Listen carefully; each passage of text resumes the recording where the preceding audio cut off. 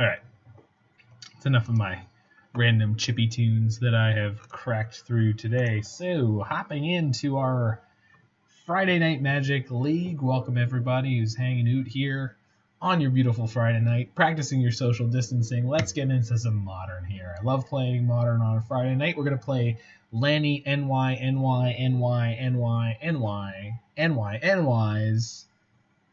Niv-Mizzet Reborn deck. Bring to Niv, as I prefer to call it. There's a few different distinctions from the versions that I usually run, so we're going to go over those.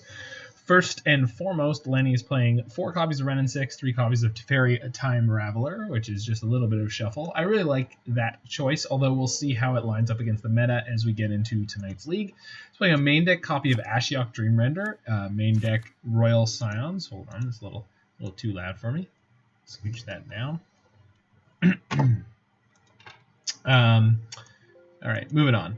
Cool. 4 copies Bring to Light, 4 copies Niv-Mizzet. So normally I've been playing 4 copies Bring to Light, 3 copies of Niv-Mizzet. So hoping that we don't feel like we're getting clunked up on Niv-Mizzets, but this deck does function a lot like Amulet Titan sometimes, where you really want to hit that Niv-Mizzet.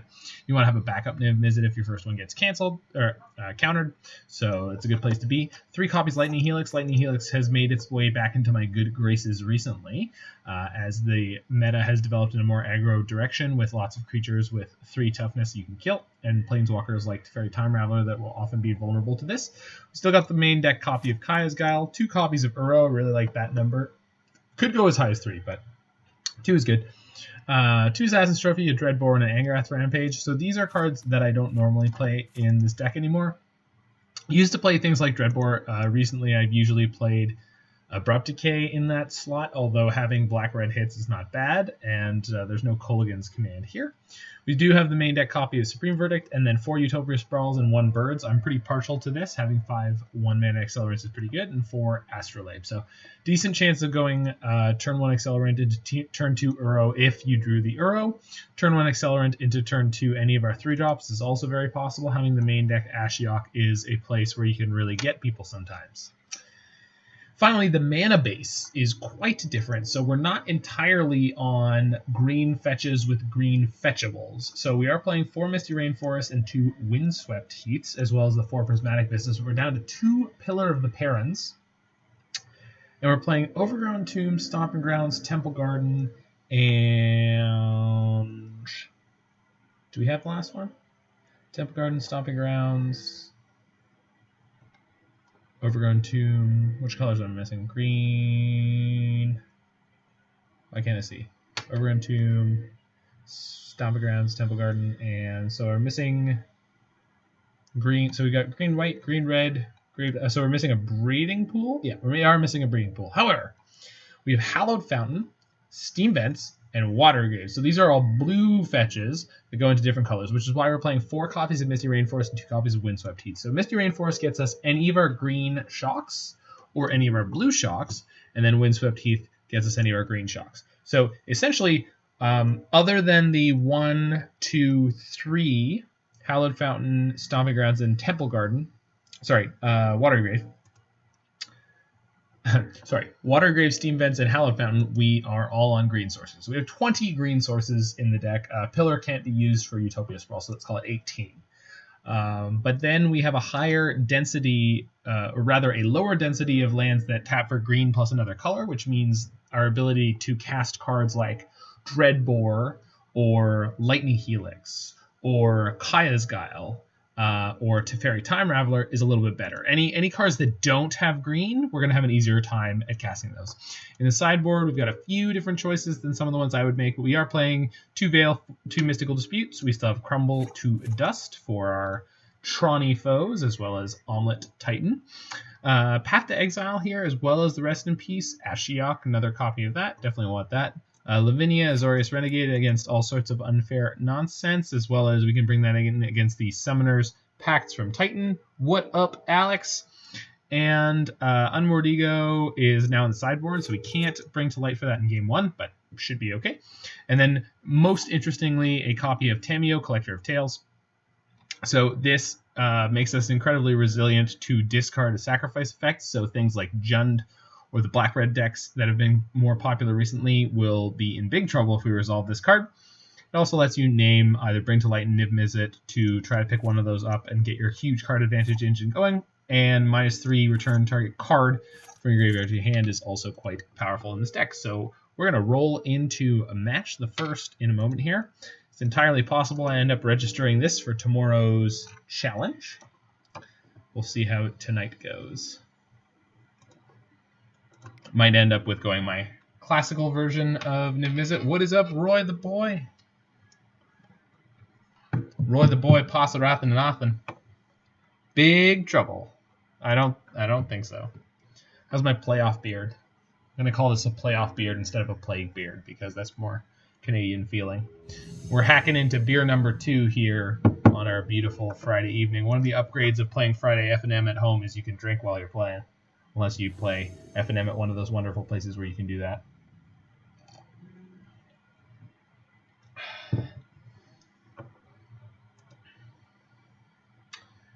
All right, excellent hand here. We got turn 2 Ashiok, Assassin's Trophy, and then if we draw one more land, we'll have Bring to Light here. So definitely going to keep this on the draw.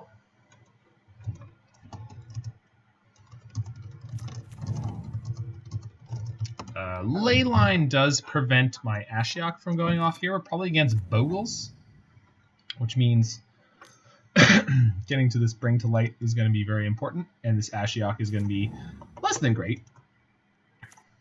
Okay, so we've got black, blue, white, blue. We're missing red, and I've got green. So we've got Esper green, and so this needs to be on red if I want to have all my colors. However, if I want to play Ashiok on turn 2, this has to go for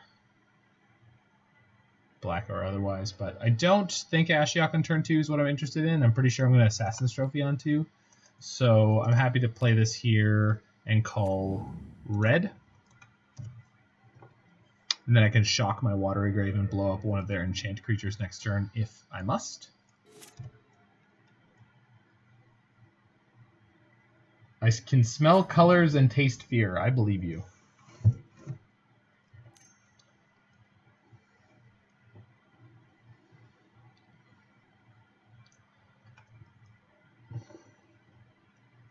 Oh, I can pull up the screenshot for you guys of the stack last night that you missed, Roy. When I played against Jacob Kaminsky, the Pen Sword.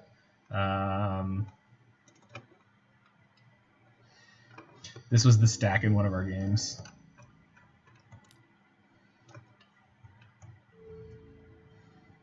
Drown your force my force your cryptic command, cryptic my drown your Snapcaster. It was great. It was truly great.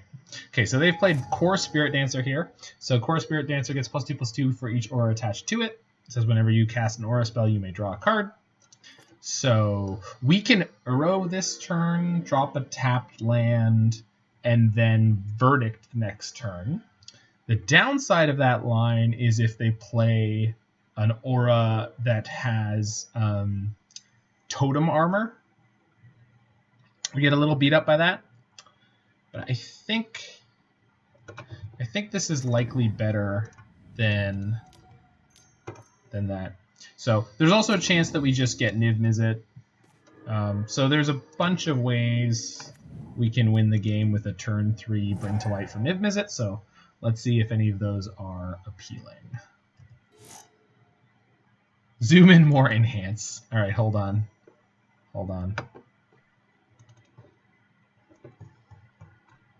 I mean, I talked through the whole thing, but drown your force my force my cryptic, force your cryptic my drown your Snapcaster. We won that fight, by the way, and we did win that game. Okay, so Cartouche is good here. They do get to draw a card, and they're going to get to crack us for 4, perhaps more, but we should get to Verdict them here.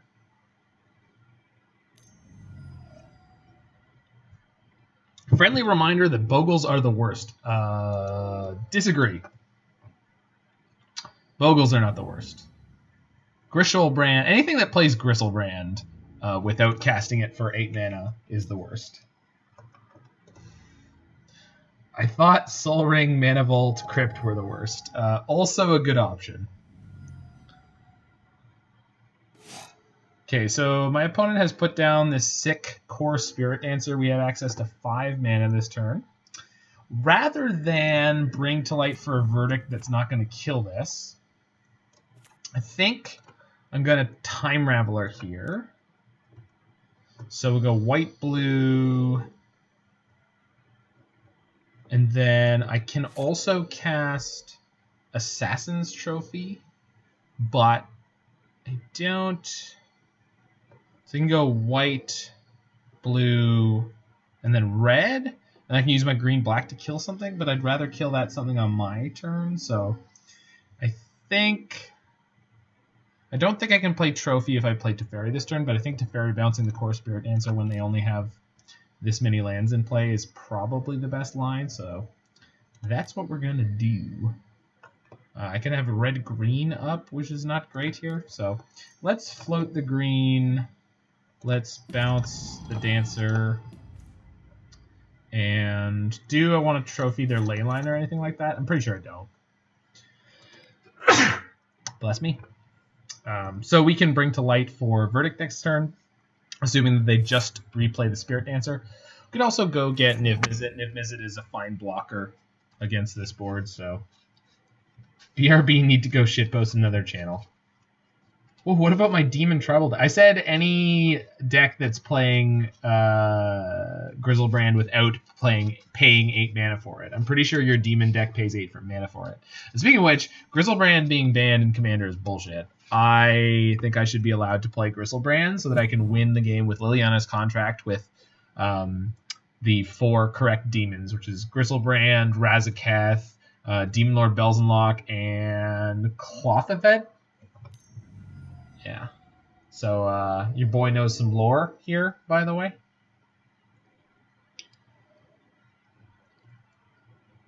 Clothafed. Yep, I got it. Grizzlebrand is too OP in EDH. Only if you cheat him into play. If you play him for 8 mana, he's probably fine. Especially in a mono black deck. Like, are you kidding me? Daybreak Coronet. Okay, so we're going to have some options on our next turn. We could bring to light for a Wrath. Or, okay, so our Teferi's gonna eat it here.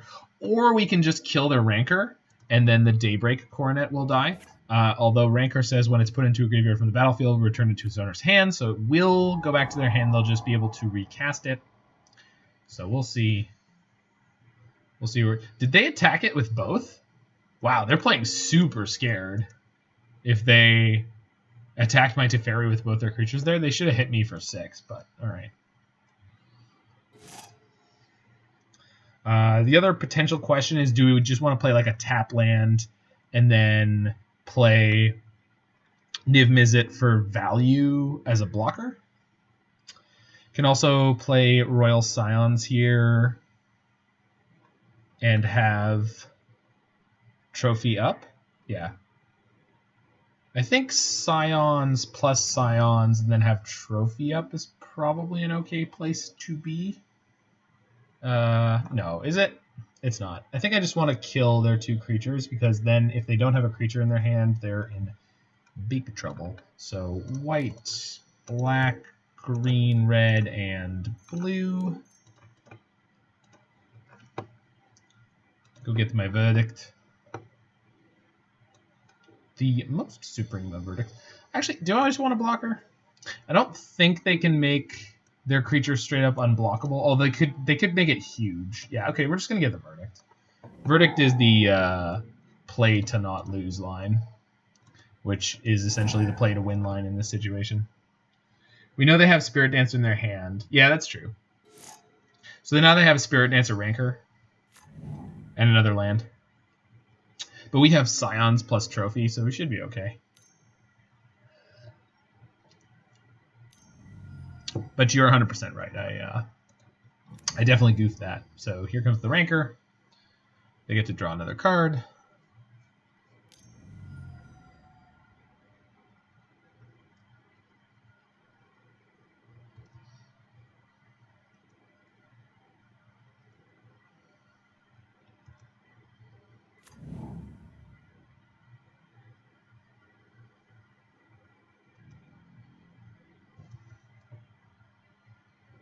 This is an excellent draw against Bogles.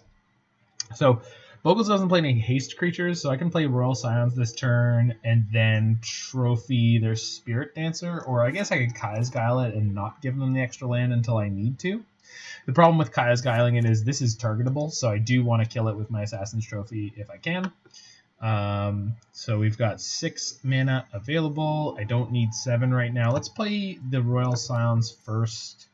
I need white-black, but I have white or black here, plus the pillar covers the other side of it. So, but if I'm looking at other cards in my deck, I could draw here. I could draw Dreadbore or Angrath Rampage. So let's tap this for Royal Scions. I'm gonna fetch before I draw, just in case. It's not a big deal. We have red, green, black, and we've got all the blue we need, so I definitely don't need another one of that. We've already played. So we've got all the blue. I already have my green in play, so it doesn't really matter what color I get here. A lot of my removal is black, so let's grab the black. Plus, I'm going to discard Ashiok here. Not particularly good in this matchup, though Wrenn and Six might be slightly worse. And we're going to Sorcery Speed Trophy this bad Mamma Jamma because it's a cast trigger on Core Spirit Dancer, so if we pass the turn and they get to cast a single enchantment, they'll get to draw a card, and if they draw cards, they can draw more threats, and that's just not good. Getting to play Royal Assassins in this deck is kind of fun. It's a 3-mana Planeswalker, starts with 5 loyalty, which is grotesque. It's huge. It's +1, draw a card, and then discard a card, which is exceptional with Wrenn and Six. You've got +1, target creature gets +2/+0 own greens, first strike, and trample until end of turn, which makes Niv a grotesquely huge threat. Wow, really overusing that word tonight. And then you've got -8, draw 4 cards, and when you do, the Royal Scions deals damage to any target equal to the number of cards in your hand, so can be a really huge blowout. All right, let's hope they pile enchantments on this rather than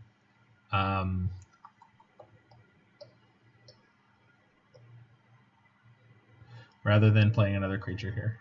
Okay, good. One more. Go for more. Okay, whatever.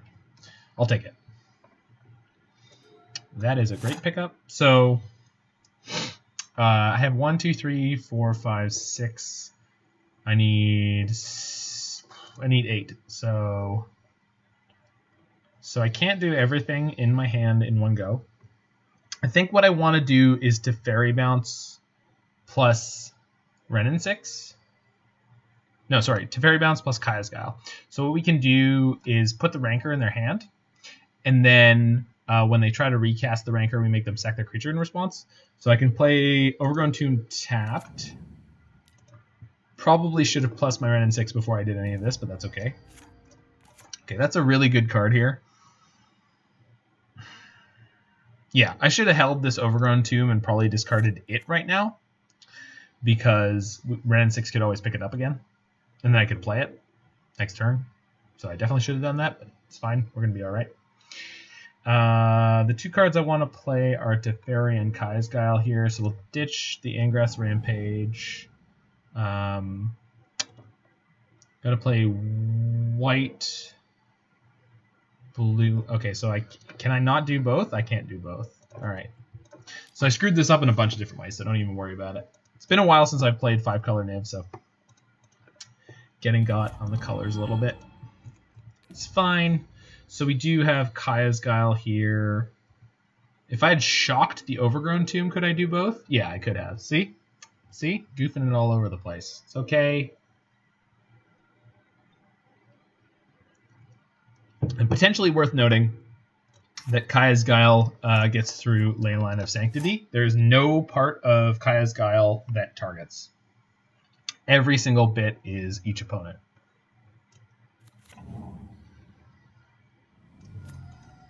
They shocked. Yea and verily. Rancor again. So I can make them sack their Scout in response to this, and they lose 1 Rancor.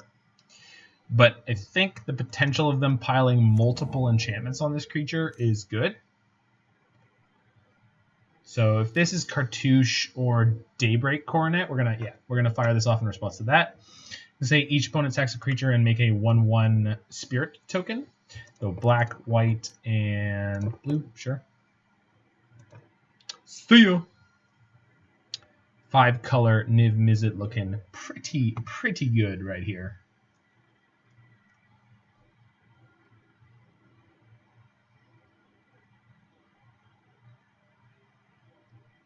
Is this a concession Kaya's Guile? Also, is my opponent reading Kaya's Guile? Potentially.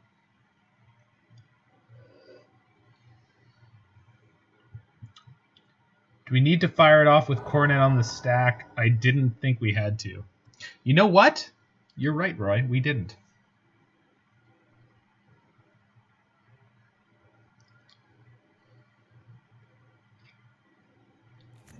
Oh, the punish. I mean, that was going to happen no matter what, I guess, but yeah, that's going to suck. Whew. All right, so we got. So, worth remembering, my opponent is playing a copy of Dryad Arbor. Creature has first strike, so cannot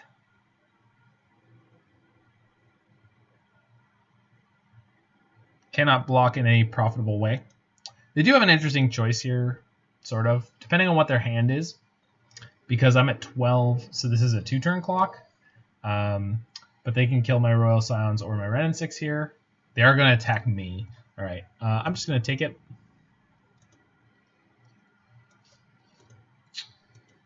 We have plenty of outs here. Waiting for them to fetch. No, I don't think that there's any chance they would have fetched unless they had another aura in their hand they wanted to play that cost at least 2 mana, which seems pretty unlikely. I mean, I guess we could just do the thing. The question is, do I have anything else worth fetching against them? Because I've already played my Supreme Verdict, and I've already played my Kaya's Guile, and my Angrath Rampage is in the graveyard. Dreadbore cannot target. So I have Assassin's Trophy that I can get, and I have 1, 2, 3, 4, 5, 6, 7, 8 mana potentially here. So I could play Teferi, bounce a Rancor, bring to light for Assassin's Trophy, kill the other Rancor. And then they would lose their Coronet. But Rancors, both the Rancors would go back to their hands. So that's not a particularly beneficial line here. Could just get the Niv-Mizzet as a blocker, although that's not the best. I have an Uro in my graveyard to play, which is a pretty reasonable blocker here. So I think first thing to do is I don't have a land in my graveyard. So we can play Vista, sack Vista, pick up Vista, and then Scions for it. I don't think losing the 1 life here is going to be too significant, so let's do this. So grab a Island, pick up Vista, plus Royal Scions. See what my options are. Not great. Okay. So we got Teferi into Bring to Light. So once again, we could just cast Bring to Light for Niv-Mizzet here, put a 6/6 into play. This is first strike though, so it doesn't actually save me.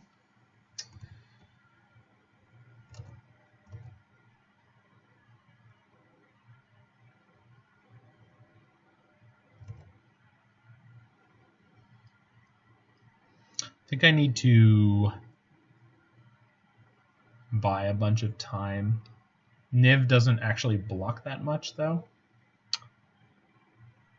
If I get a Niv-Mizzet first, could pick me up a Lightning Helix. Which puts me to 6, and then the 6 toughness blocker could get me there. Uro puts me at 6, and also gives me a 6 toughness blocker, so playing Uro first gives me another land drop, and then I can Bring to Light for Niv. That's probably the best line. So let's go. Okay. So green, blue, green, blue. Then I have a red from this, and we go white, black, red, green. Can that get me green?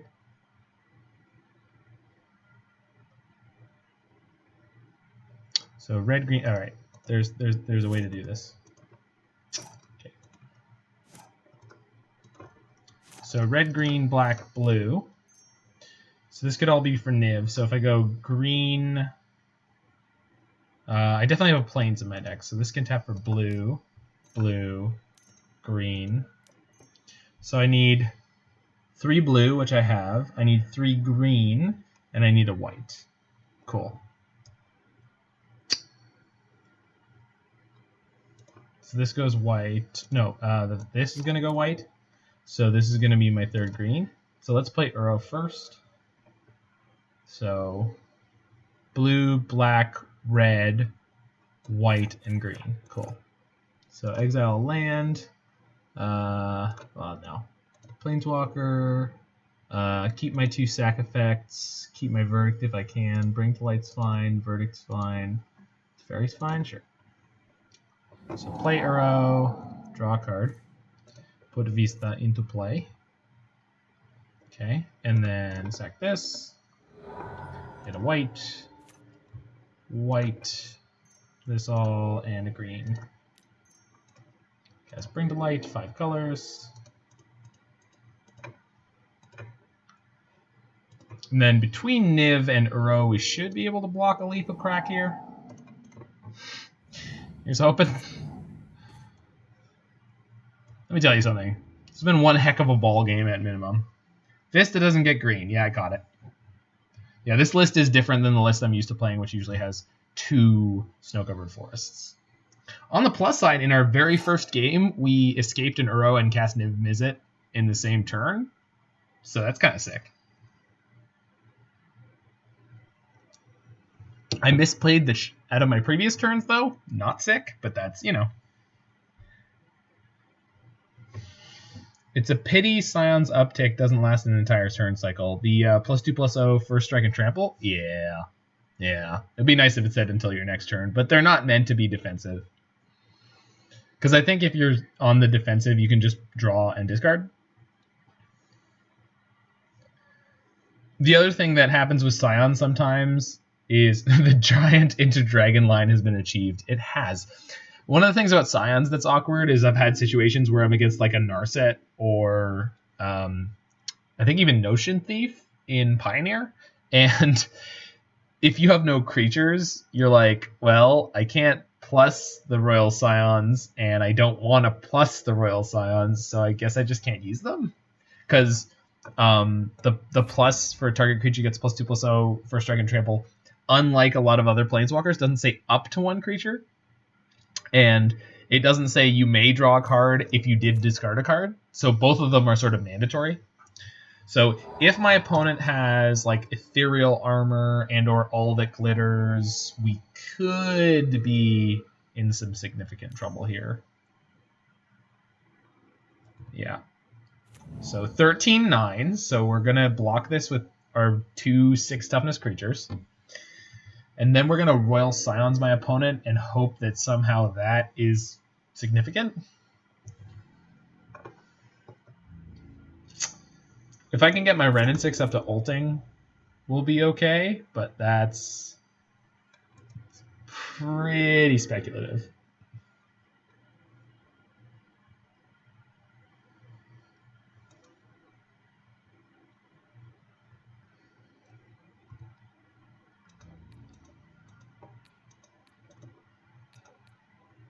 Let's just block all the damage. I don't think keeping the spirit is particularly valuable here.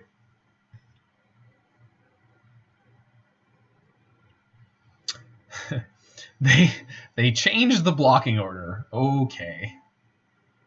You have 13 damage for my 13 toughness of creatures. So, I mean...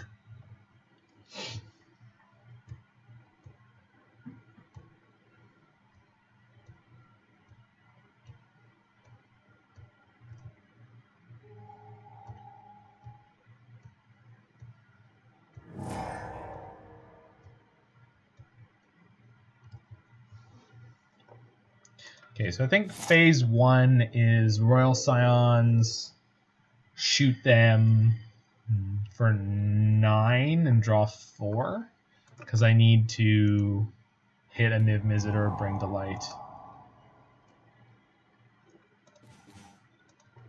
So we did hit the Bring to Light. Oh, I can't target them. Oh my god. And I can't target their creature. So I have to kill my Wrenn and Six or me. So I guess I'm killing my Wrenn and Six. That's amazing. Well, shame scoop, I guess? Because now I can't even Helix them? God, that's so frustrating. Man, I'm so good at the game of Magic the Gathering. It's a good thing I stream this.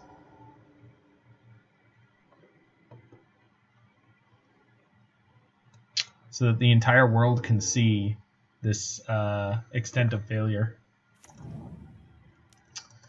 Okay, so, and again, Bring to Light doesn't get me like anything significant here.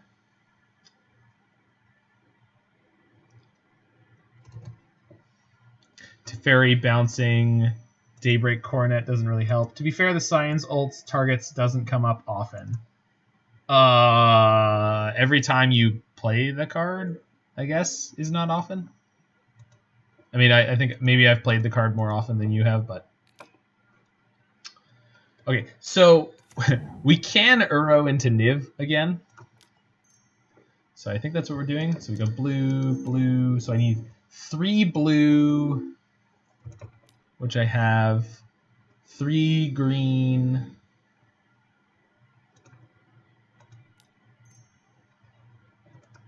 Wait, how did I screw this up?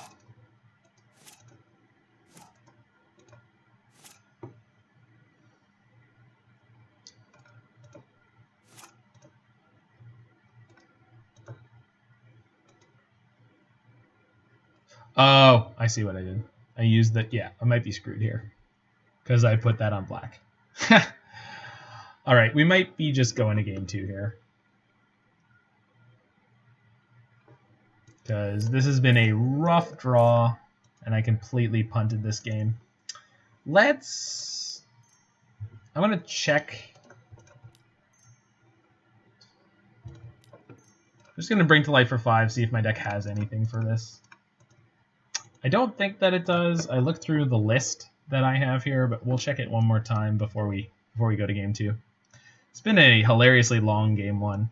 So Trophy doesn't really work here. Actually, Trophy kills Ethereal. Okay, let's get Niv-Mizzet. See if I hit a Trophy.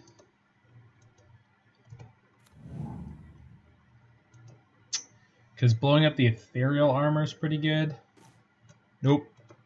Infinite Lightning Helixes that are useless, though. All right, I'm scooping this out. There's definitely been a bunch of shame in this game. So let's move on to game the second.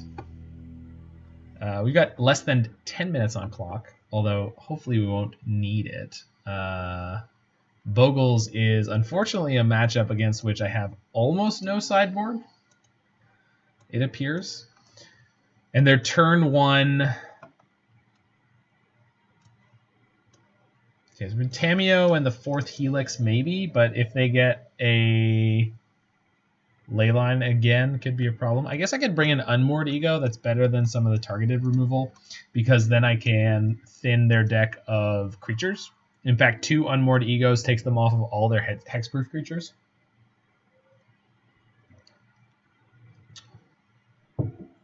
And Veto interacts with some of their enchantments. So I think we go Helix is out, Veto, Ego, and Tamiyo in.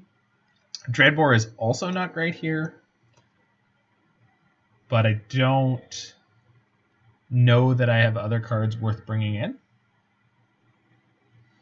I guess we don't want to take out everything because they have Core Spirit Dancer still. So one of the interesting things about playing against the Bogles deck is that they squeeze you on your removal axis because you can't go down to 0 removal spells against a deck that's playing Core Spirit Dancer. Yeah, so Tamiyo is definitely great here because Tamiyo gets us back our verdicts or our edict effects.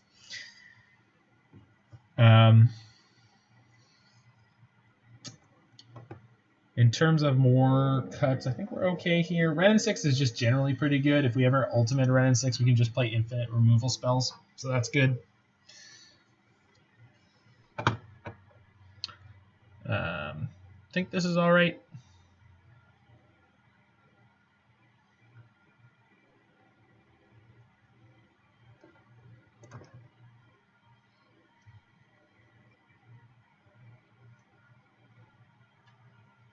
Just trophy against Coronet or armor. Yeah, this version is like...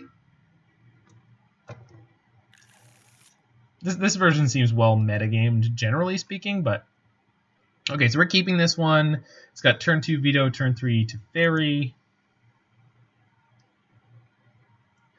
Politics has taught me that we can cut both educational and healthcare funding from our deck. Yes. You gotta be Skinner with the budget. Ah, music and art.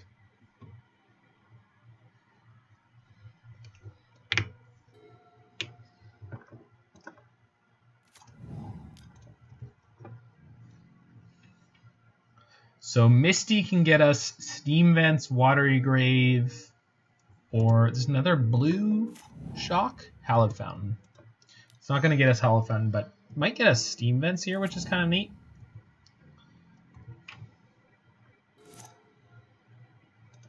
Because Steam Vents will let us cast the Veto into Teferi next turn, so see what they've got here. And then we'll be able to Unmoored Ego next turn.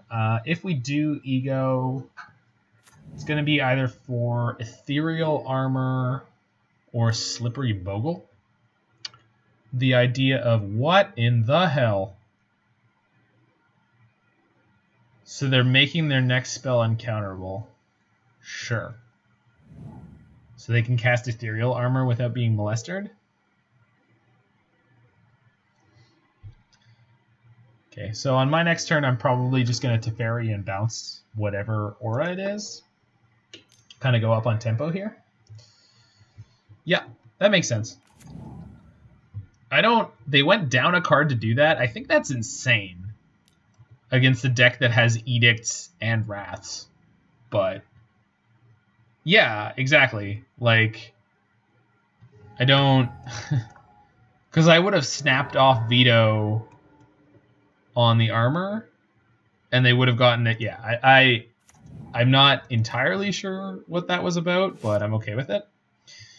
The question is, do I want to Unmoored Ego here and see what's in their hand, and then Teferi next turn? Because this is only a 2/2. So I could Ego them for Rancor, or as I mentioned earlier, Bogle would put them on an unbelievably low number of threats if I remove the Gladecover Scout. Also lets me get to have a look at their hand.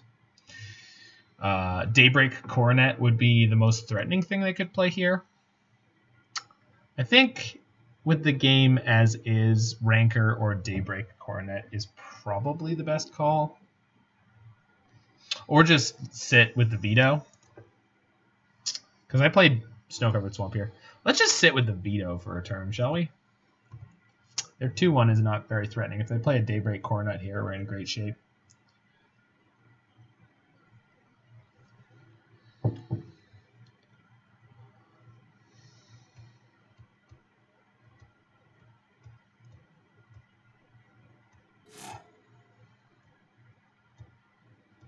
Sitting with Veto punishes us if they have another Veil of Summer. You are not wrong.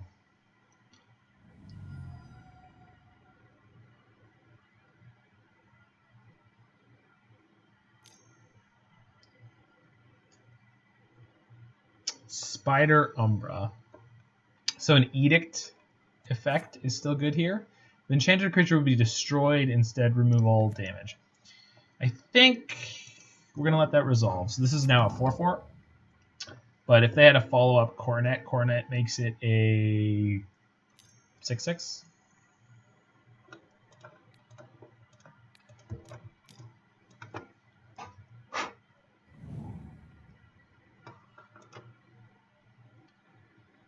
Sorry, I should do 2 fingers.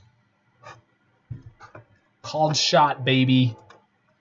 You got to call your shots. Edict lines up well against totem armor effects. Yes, it does.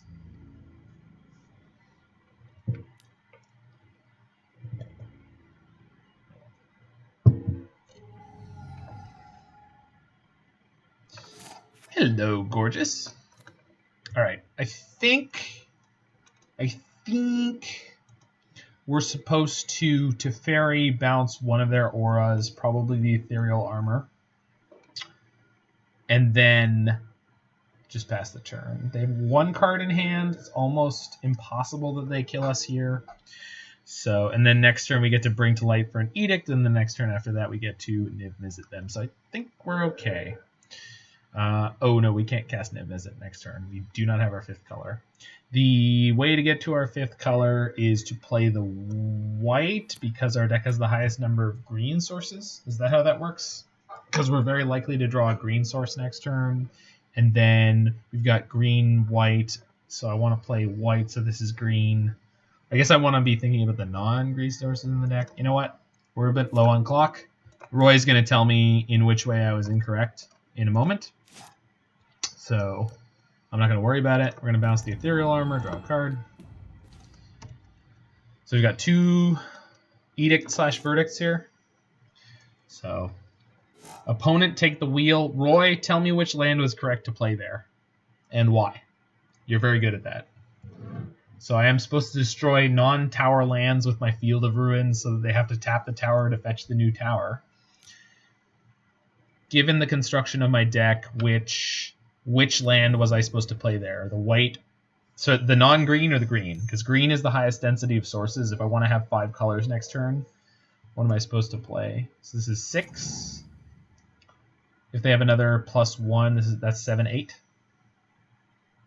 So hopefully they don't have Cartouche here. That's the number one thing that we need them to not have.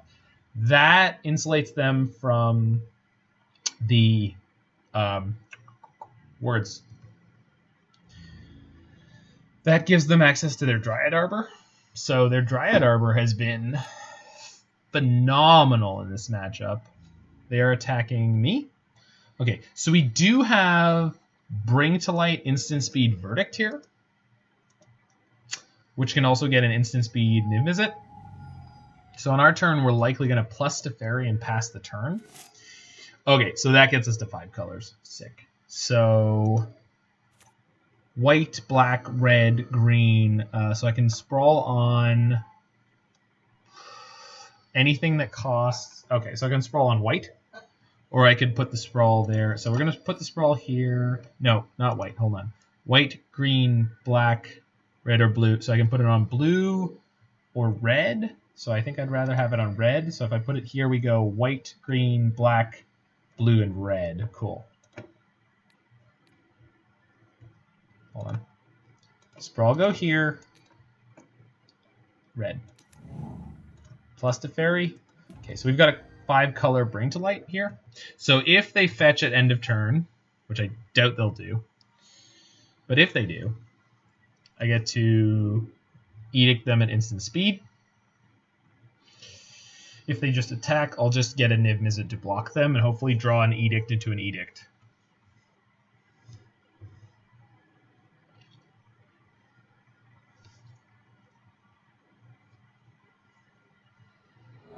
Okay, they fetched, so we're going to edict them in response.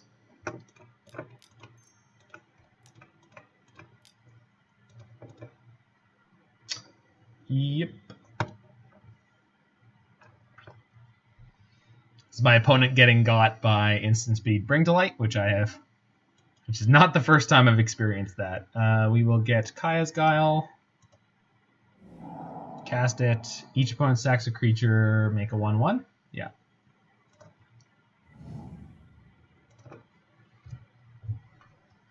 And then when we play the Niv-Mizzet next turn, that should be GG. Pew, pew, pew, pew, pew. I don't understand why they're fetched. Neither do I, Roy. It's okay, we screwed up last game, and I don't understand why we did that either, but we made terrible choices. I say we because I'm sharing the blame. When we fail, we share the blame. And when we succeed, I take all the credit. That's good management. Hey, look, it's a Dryad Arbor. Man, I sure hope that thing doesn't gain trample.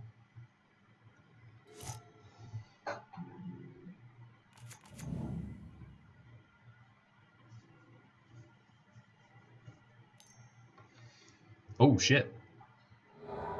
Okay, they're cycling. Alright, alright, alright, alright. We're gonna be okay.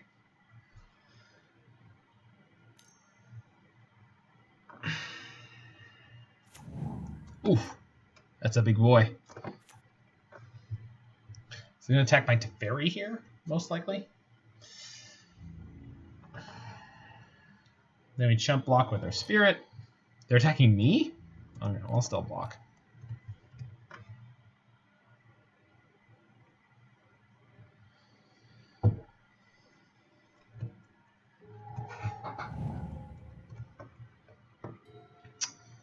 So plus that, cast Niv-Mizzet straight.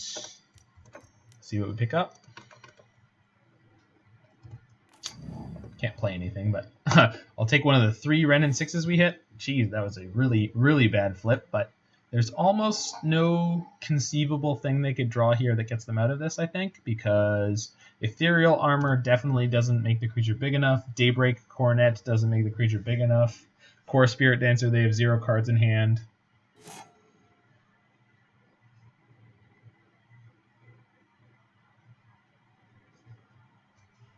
It's the land? Sorry, that got censored. I don't... It's the shitty land, are you saying?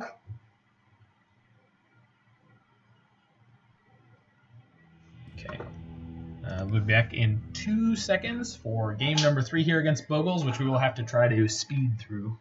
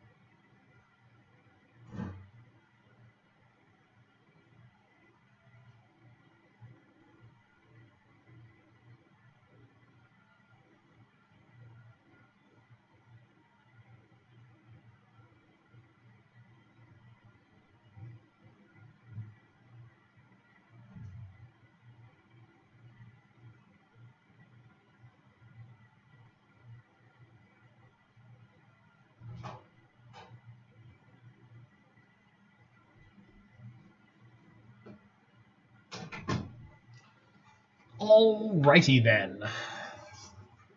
Game the 3rd against our first round opponent on Bogles.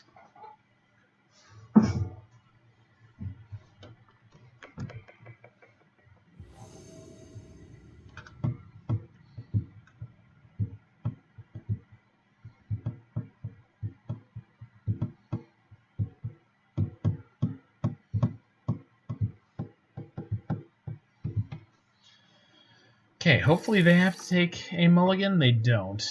Pretty sure we do. So, shipping that one. Keeping the hand with Angrath's Rampage. We're going to pitch Helix here and hope we don't get punished by a core Spirit Dancer. We've got double Edict, so should be okay.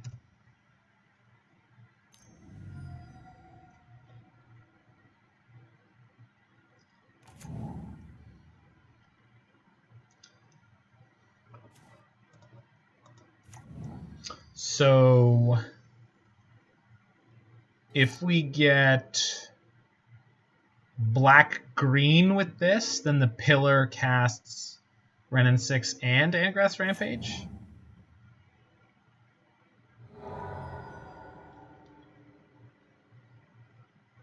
Black-green plus pillar also casts Kaya's Guile. And then if we get a white or red after that, we can cast Helix.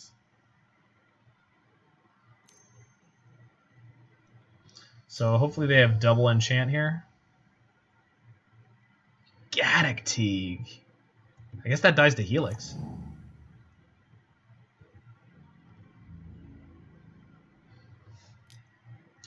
So Teague means we fetch Steam Vents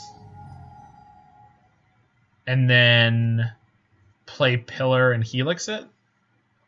Pretty sure.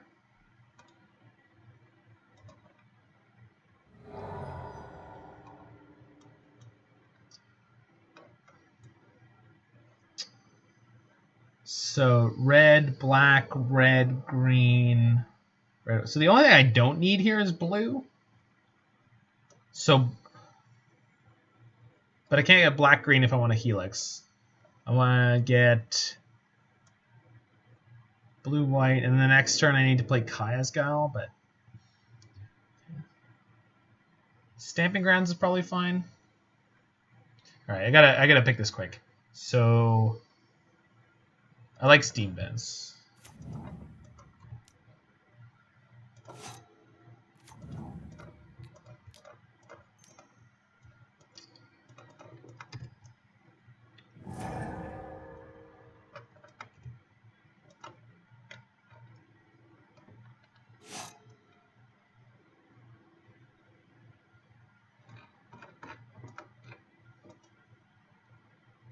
So we have Guile here as long as I fetch black or white on this one.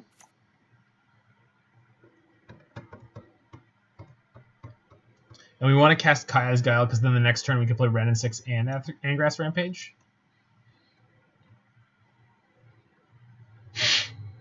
What is that emoji called? Like, too bad? What is that emoji called? I think I should know that. Ooh, staggering insight.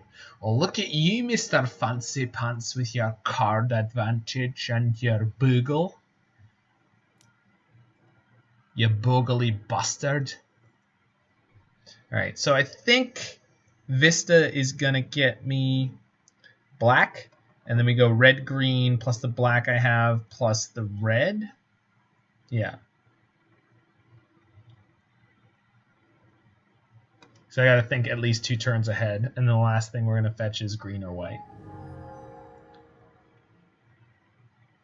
So they get to go up a card here, but I'm not... Ooh, please don't play a creature. Don't do it. No. Fudge.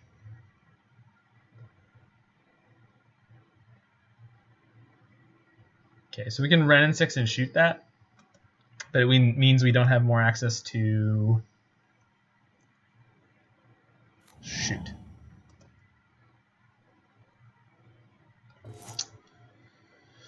Okay, so play the Vista.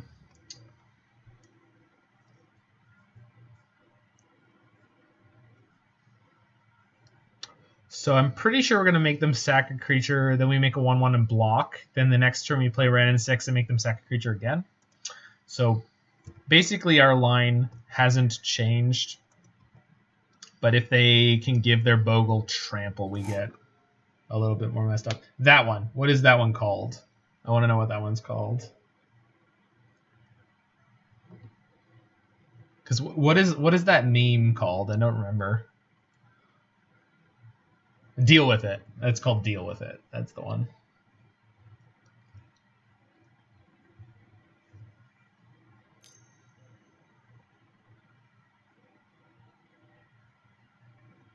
We also have the potential of just making it to turn 5 and then casting Bring to Light, so...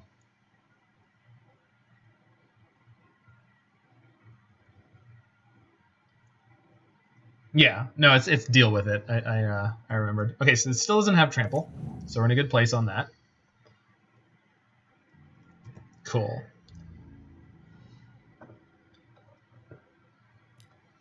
So this goes for black.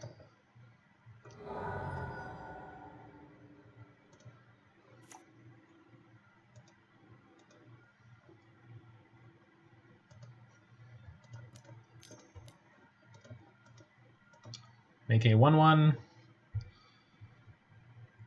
Please try to veil me? Question mark.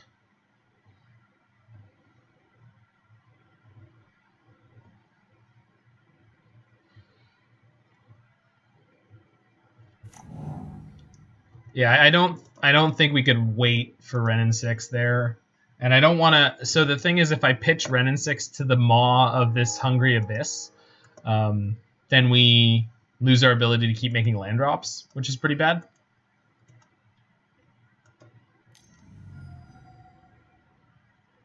Woof. So this turn is Wrenn and Six into Vista for green mana, so that we can cast Trophy.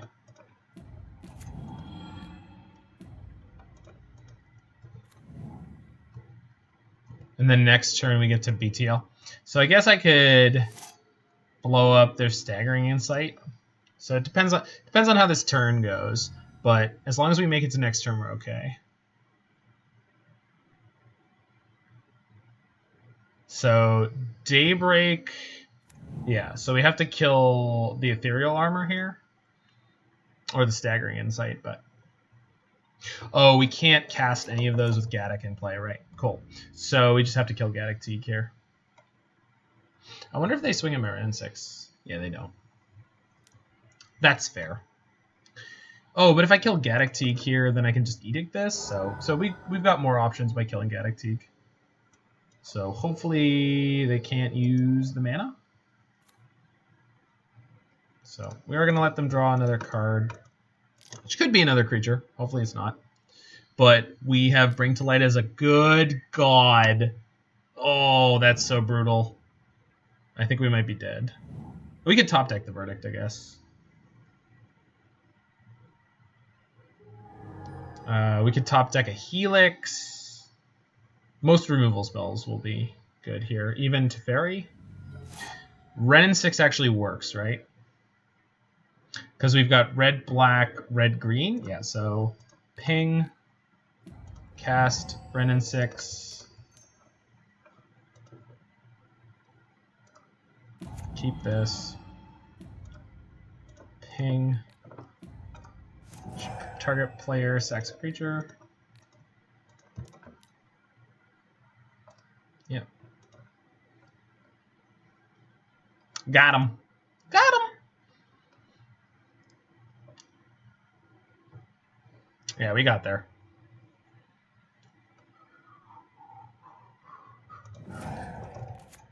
So we just have to win the game on clock, most likely.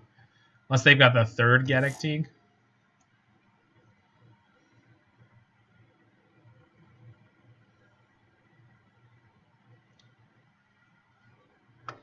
So this can be blue or red. It's Boggly Boy.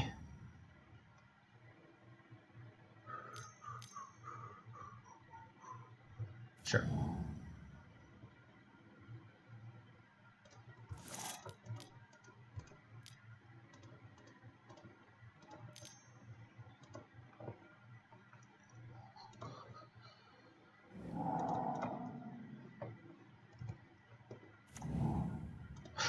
Get a Wrenn and Six.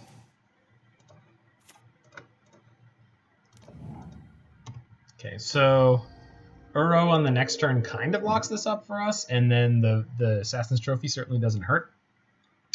But the fact that they're at so much life total kind of sucks.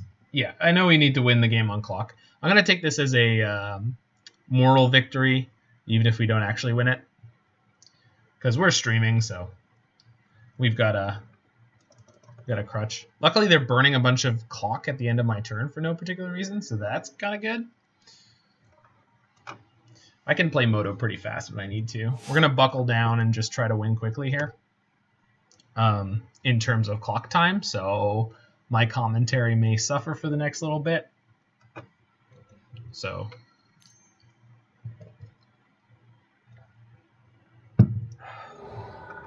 cycling the Horizon Canopy is awesome for us. This means they have 1 mana left this turn.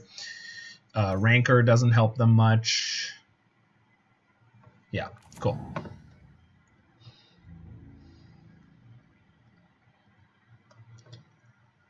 Okay, it's my turn. Okay, gonna play that. Gonna play Uro.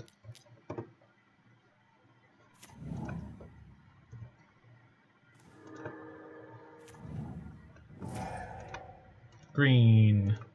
blue, blue. My forest is in play. I can't do this. Okay, that's probably going to lose me the game right there. The couple seconds that I took. Yeah. Crap.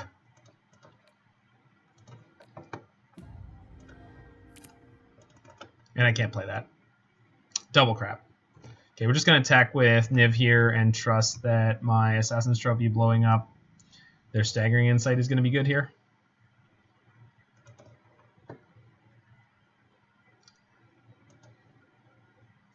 I've got green, black available, so I'm going to throw my Utopia Sprawl on my Stomping Grounds for another green, which is what I'm shy right now.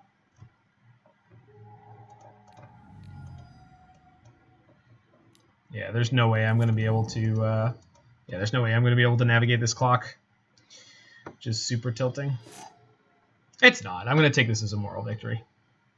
Losing the game means we can't 5-0. Are you, dude? I don't 5-0 here. We do not 5-0 here. Crispin, sure. Crap. Why has there got to be so much interface lag?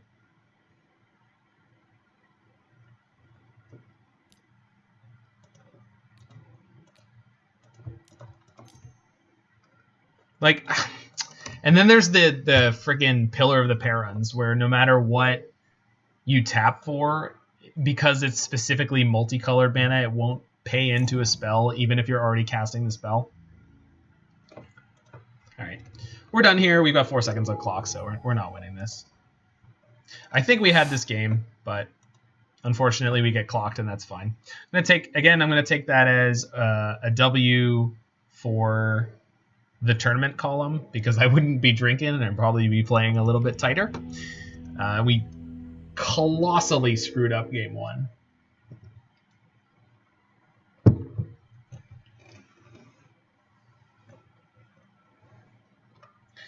Yeah, Niv and Uro could theoretically do it if I had been able to cast Uro on that turn, but I would have to look back and check. I don't know if I had the colors to cast Uro. And it's possible with this deck list I should be setting up for Uro earlier in terms of colors in my land base. But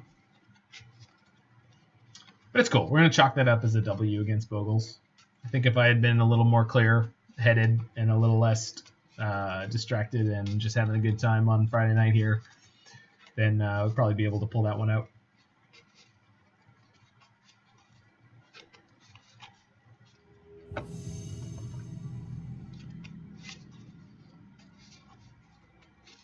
Disorienting having only one basic forest. Yeah. Oh yeah, my oldest ran 2 forever. Forever. That's the list I was playing since I started playing Niv. Alright, we're going to keep this one. So we go turn 1, Sprawl on green. Turn 1, fetch green, Sprawl on red. Alright, we're against humans. This is one of the better matchups for this deck. Although on the draw is not great, but they can definitely get you on the draw, but we also theoretically, if we draw a Bring to Light, we can play it on turn 3. In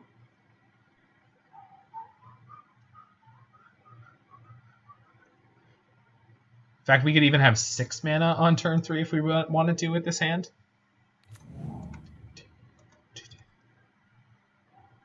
Kind of sucks to have that plus this.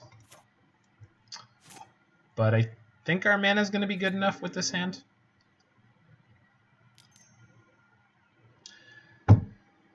Okay.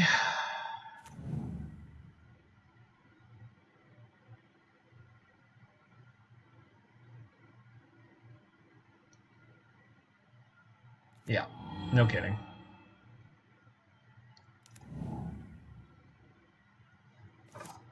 I think I'm going to go Shock, Uro. This means I have access to 5 mana for next turn, so I don't think I'm going to Shock this and then play the Sprawl, which is something I could do here. That is an excellent pickup.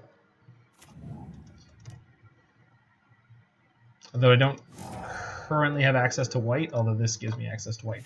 So we should be able to wreck them up a little bit here. Mage, sure. Please name Assassin's Trophy.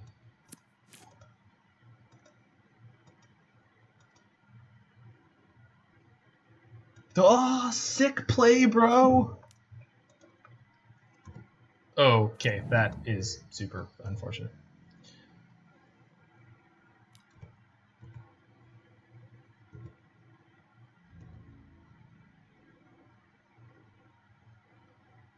Because we have to play Sprawl first. Although they're down to 1 card in hand, so we're in an okay place. I mean, the Thalia is like gonna be annoying, but not crippling here. And they're down to 1 card in hand, so we can recover. That was a good draw. So I think play that, tap these, play this here, call white, go, okay. I don't think I want to fire this off at instant speed, because they could have another Thalia in hand, so I think if at all possible I want to do this at the end of their turn. And I can't cast the trophy anyway, so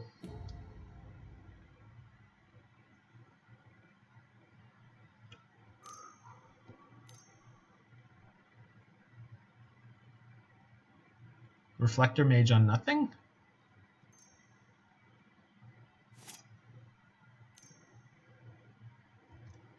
Oh!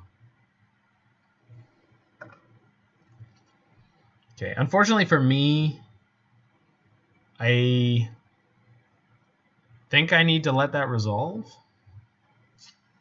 Because I need to Helix the Meddling Mage, then Trophy the Freebooter and play my Wrenn and Six.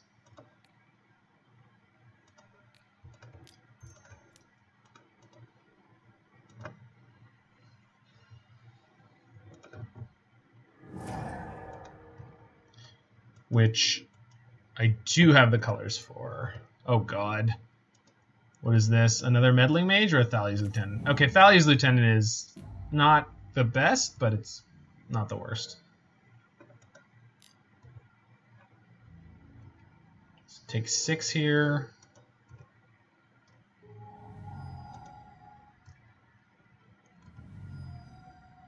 Could we float Kill Mage with Helix? I don't understand. That's essentially what we did, isn't it?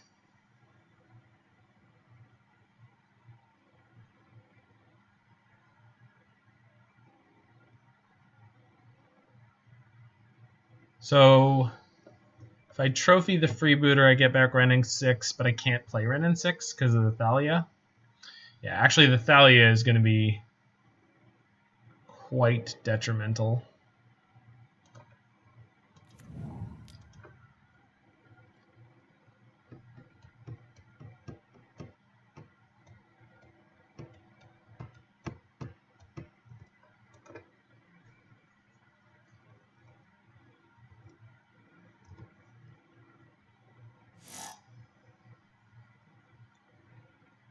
So I need them not to draw a human this turn because I can get back Wrenn and Six and then kill Thalia's Lieutenant.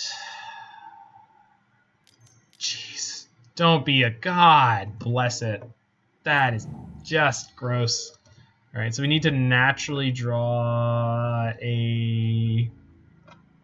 Okay, I need to trophy the Thalia, and then we need to draw a Bring to Light.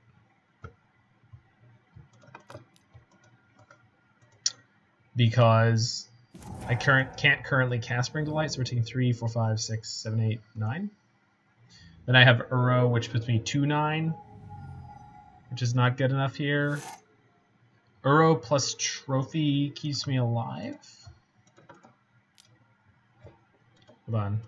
Can Trophy the Deputy, which gets me back 2 mana. And the 2 mana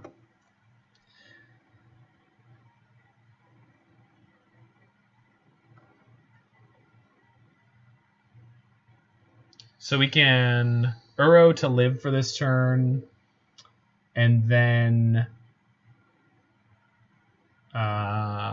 escape the Uro next turn. So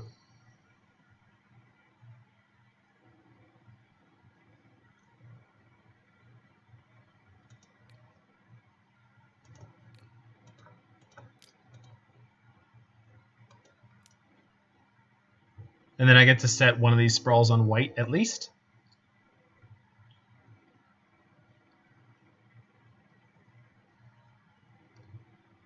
One on white and the other one on probably also white.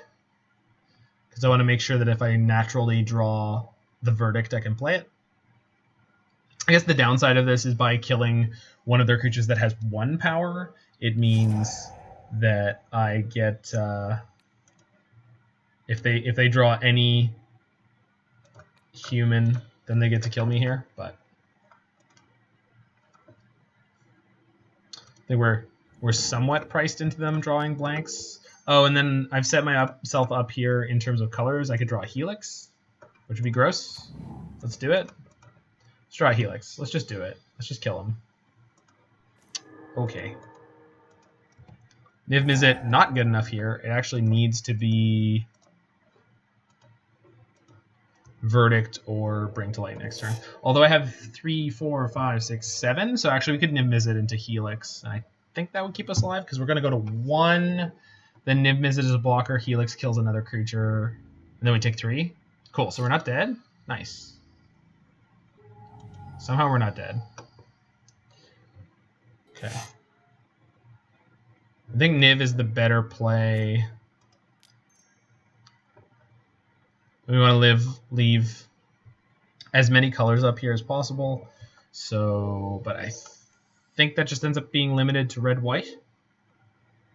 So, black, blue, yeah, red.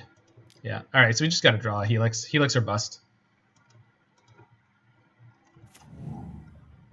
Skadoosh. Hey! We doing it, Mr. Krabs? Might be doing it, Mr. Krabs. God, I love this deck. God, I freaking love this deck. There are lots of draws that kill us here, so let's not see another Mantis Fudge.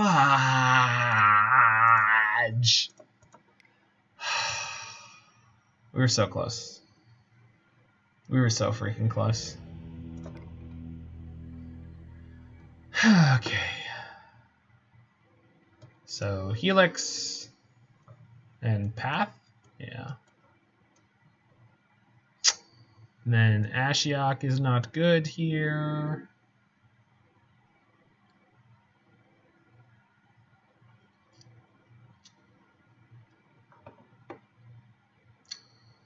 And then Teferis are less than great.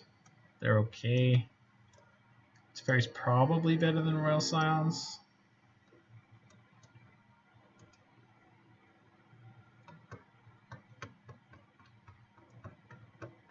So unlike my version of this deck, this one is not playing things like Fatal Push in the sideboard. Yeah. Reflector Mage was at one point banned in Standard. I don't think there's anything else that I want here. I've seen people bring in Veil. I think that's insane. Because you do get to draw a card and fizzle a Kitesail freebooter, but I think that's really narrow. Mystical Dispute, kind of same problem. And they have both Cavern of Souls and Aether Vial, so pretty sure I don't want to do that. Crumble's no good. Veto's no good. Lavinia's no good. Tamiyo could be okay. Obviously, they don't have anything that has us discard cards or sacrifice things. It's just for the general existence of Tamiyo. But I think we're gonna be okay here. Should be able to take 2 of 3 of this one, but it's the same thing with Bogles. They just got the game 1 win, and then that made the rest of it really hard. Veil Summer hits Reflector Mage trigger. Yeah, you know what? That probably would have been enough, but I didn't think of it. So now we're here. Okay, turn 2 Wrenn and 6 on the play with a fetch land means I'm keeping this one. It's kind of sketchy, but against humans, they don't play anyone turn 1 removal, so...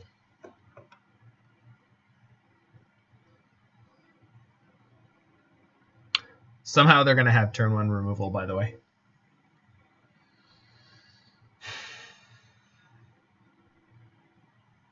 And we're getting the basic forest out of our deck because we have 2 Astrolabes in hand, and if somehow our birds dies...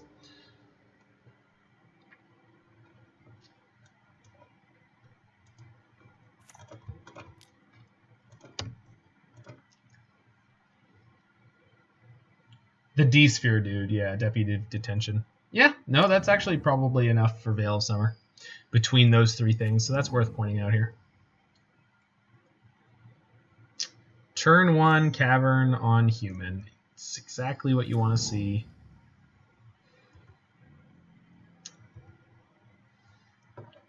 Well, that was a great pickup.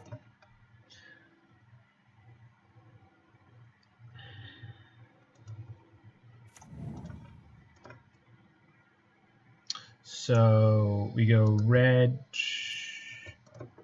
because I want to play Astrolabe this turn. There's very little chance that what I want to play here is Path to Exile.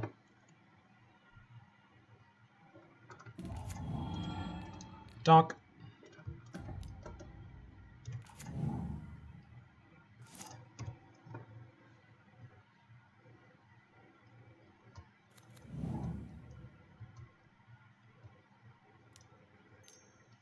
Yep, they always got to have the turn 2 Kitesail Freebooter. It's going to take my Path to Exile.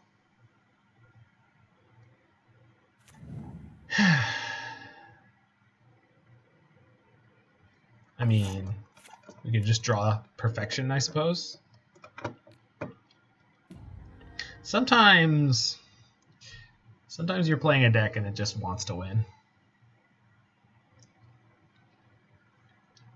I think you're likely right, though, Roy. If I had thought about it a little bit longer, we would have figured out that Deputy Detention trigger is also can be veiled. Okay, so Misty. I can get the island with this, so I'm going to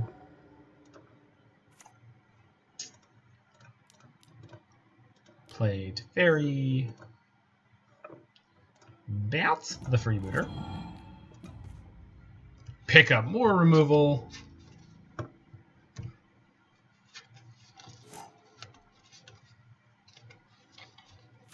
Okay, now you may Mantis Rider me. Please attempt to Mantis Rider me. Hey! Called shots. Just all day with this baby.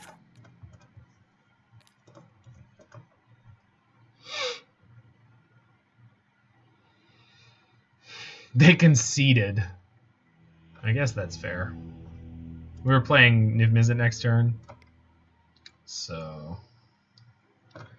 Okay. If I do want to bring in Veil, what is it better than? I still think even on the draw I want the Wrenn and Sixes. Birds and Sprawl are pretty important. I think Thalia's so bad against them, I might want to shave them. At least, sorry, Thalia is so good against Bring to Light. I think it's worth shaving at least 1, maybe 2. I used to always shave like 1 because I had 4 Bring to Lights and 3 Niv-Mizzets, so I would usually shave them. Is Rampage too crap? Maybe. Rampage is definitely not the best removal spell in our deck against them, but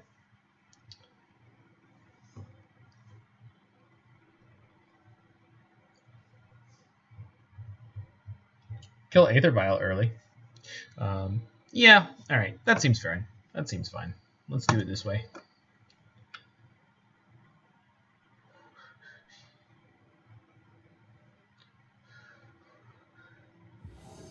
I will say one of the upsides of this mana base... Oof.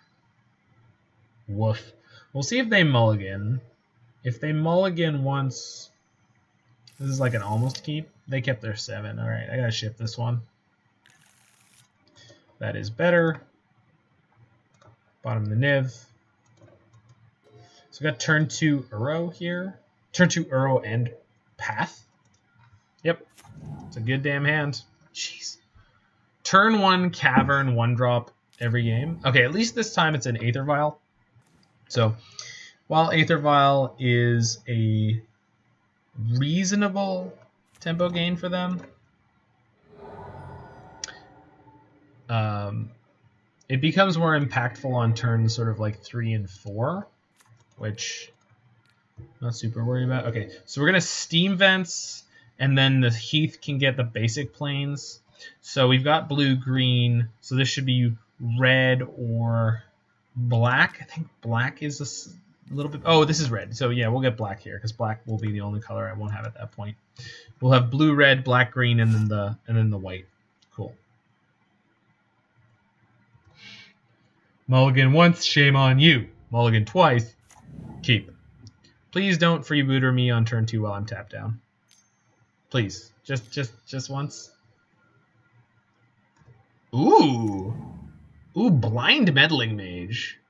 It's got to be Helix, right?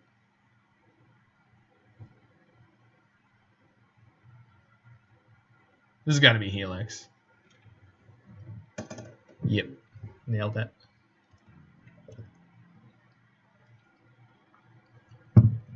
It's a good choice by the opponent. Okay, we're shocking Steam Vents. Cast Uro. We put down the Windswept Heath, but if I want to, I can fetch Temple Garden here, which gives me access to Path or Veil. If I don't draw a land next turn, I can't Niv-Mizzet. However, if they Kite Sail me, I also can't Niv-Mizzet. I think I'm happier to sit with the Path/Veil up than take the risk on the Sprawl. And we have a reasonable number of lands in our deck.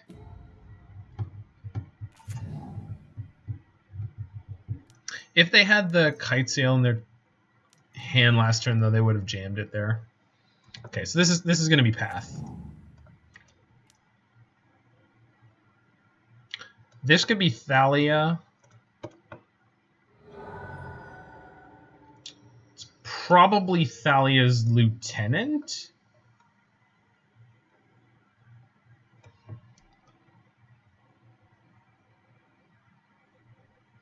Do I need a second color out of this? If I get a second color out of this, it's safer to cast Niv next turn. No, there's no land in my deck that I could draw that doesn't cast me Niv next turn. Is that true? Overgrown Tomb would do it. There's exactly one. If I get the Snow-Covered Plains, drawing Overgrown Tomb or Stomping Grounds. Okay, so there's a couple of cards that mean that I can't Niv this turn, but because this could be a Thalia, I'm going to Path here. And again, it's probably Thalia's Lieutenant. Temple Garden. I just don't want to shock, but I guess I'm at 19. I probably should have shocked there, because not being able to cast this Niv next turn when I draw the wrong land is going to be super punishing. Okay, cool.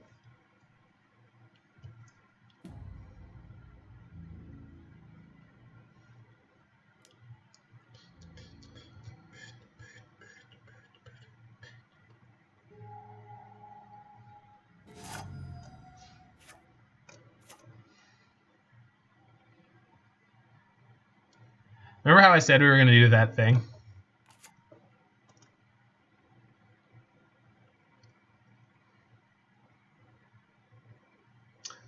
And I can't even have Veil up here if I want to set up for Niv next turn.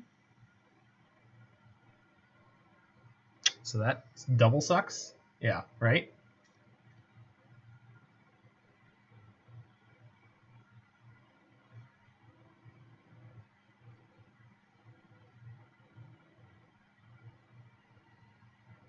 Do what? Do it right now. Okay.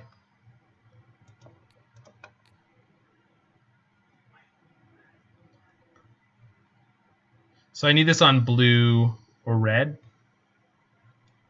I think red is the best one. So just got to fade one turn, which at 16, they only have 2 creatures. So we're probably going to be okay here. But humans is very disruptive and dangerous, so there's a chance. Isn't blue the safer name because of Uro? Probably. Definitely. Good call. Good call. We have like Astrolabe-less draws every single game here too. Mantis Rider. This is okay. So we're taking 8. Okay, it's not that okay. If this is another... Good God. Our opponent with the fire in every single... So this is 11? Jesus. Wow. Oh, 12? 12. Okay.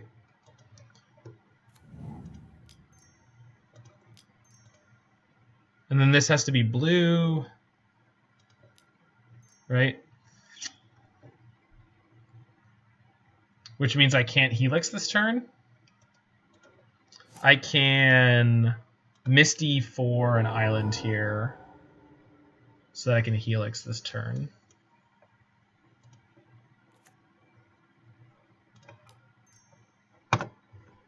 Jesus.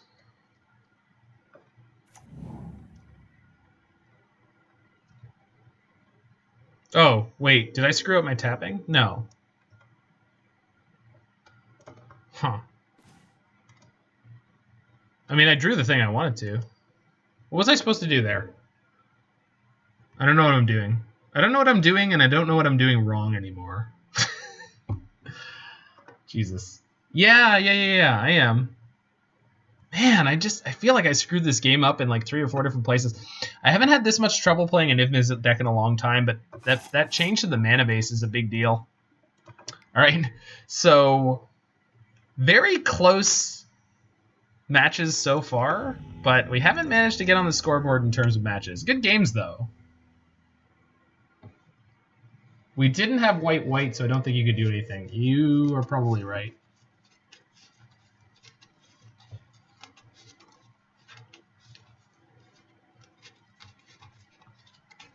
We can't get the 5-0, eh, Roy? Listen, we don't get 5-0s around here.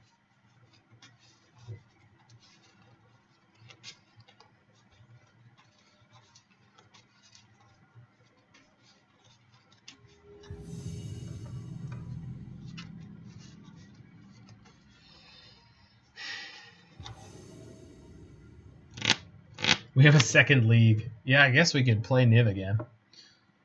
All right, definitely keeping this one.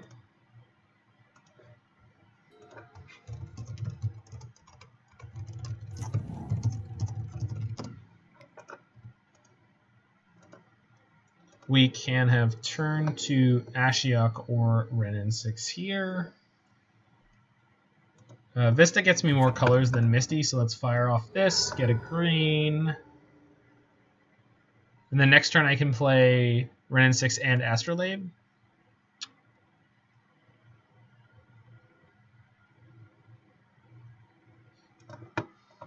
Is there any way...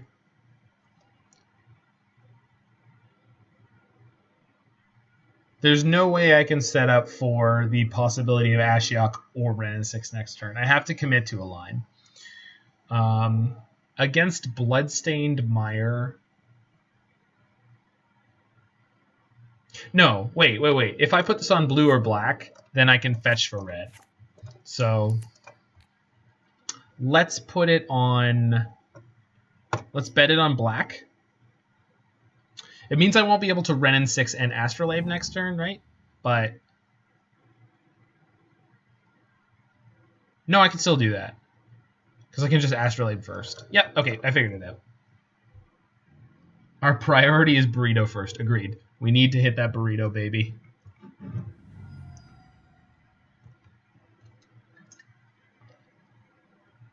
Alright, so we figured out what we're against. It's going to be GDS, most likely. Possibly 4-color Shadow. They wanted to draw another land. Okay. Oh, Mardu Shadow? Maybe? Yep. So this is why I wanted to set up for either Wrenn and Six or Ashiok.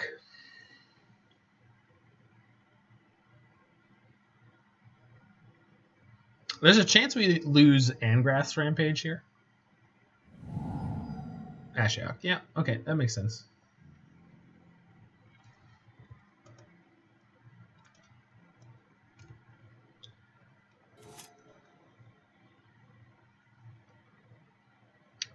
So I want to start getting set up for Uro here.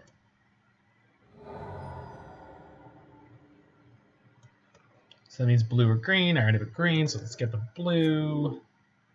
So I can play Uro into Astrolabe or Wrenn and Six Astrolabe. I think if they make me discard the Uro, I'm in good shape. So let's just Astrolabe into Wrenn and Six.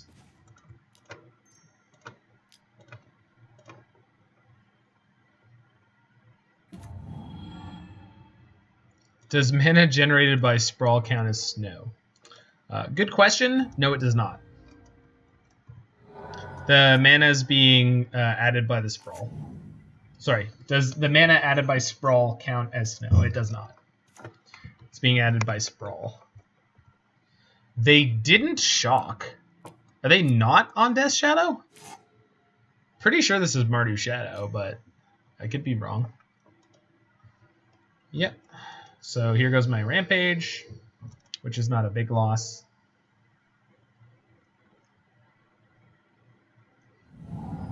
They took my Uro?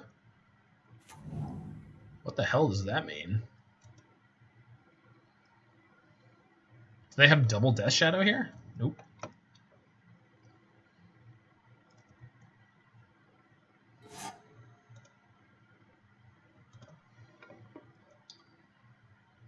So I think I'm going to start leaving fetches in my graveyard because I want to escape my Uro sooner rather than later.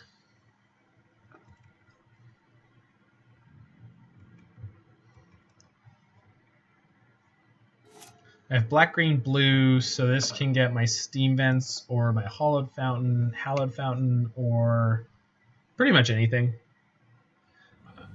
It has to get something that attests for green, or yeah, that's fine.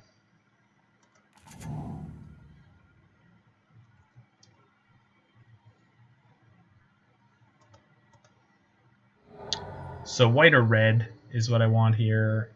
Green, white or red, and green or blue.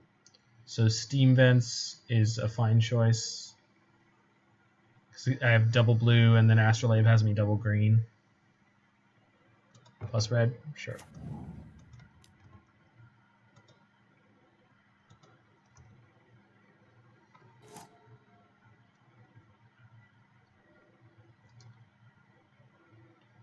Yeah, so I can't Rampage into Uro this turn.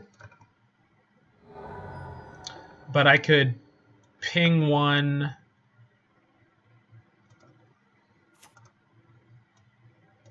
So we're going to fire this off since it's very unlikely to actually be able to kill anything relevant. We're going to kill the other spirit. Play it. Oh no, I played my fetch. And then we've got Uro coming back next turn, assuming they don't have way to exile my graveyard. So we've given them something to do on their turn. Nice.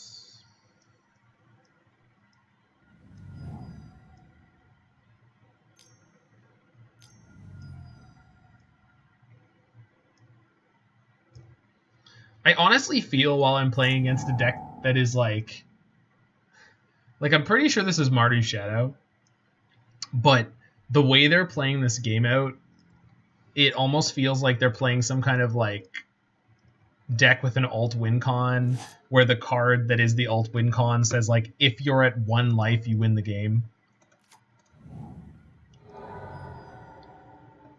Which doesn't exist. Okay, so this Vista doesn't do anything. Good to know. I can Uro and still leave a land in here. So okay, blue, green, blue. This taps for the other green. Okay. If I'm going to leave a land in here, it'll be a Misty.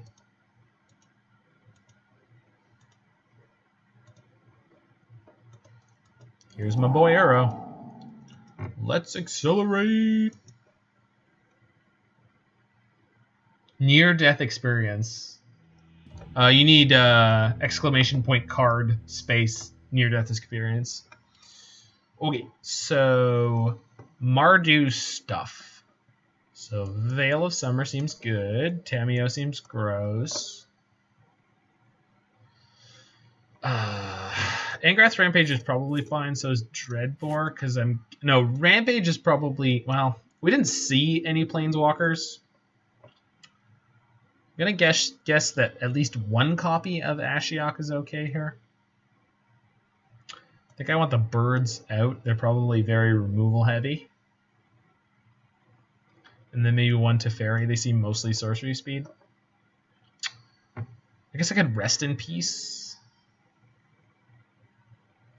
I don't really want to bring in Rest in Peace, though, because that cuts off a chunk of my deck. Okay, I think we're going to do it like this. How good is Rip? So the problem with Rip is that it beats my deck up a bunch. I think we're committed to... Not committed to. I think we're about as good... Do I want to keep this? This is pretty sketchy. They kept their 7. I'm against a Thoughtseize deck. I want more lands than this. All right, we're gonna mulligan this. All right. Keep this one bottom Tamiyo. Yeah.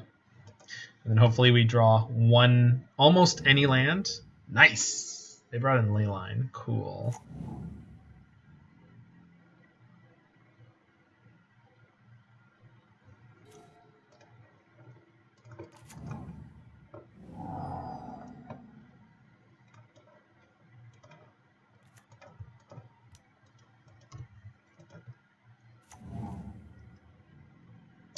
Well, this is going to be rough. I guess I can go fetch next turn, trophy their Leyline, hopefully draw another fetch. Or draw a non-fetch land this turn.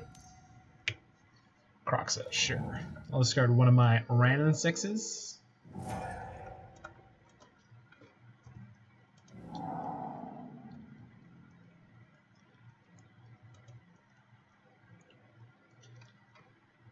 Cool. Can pass here and trophy them at the end of their turn.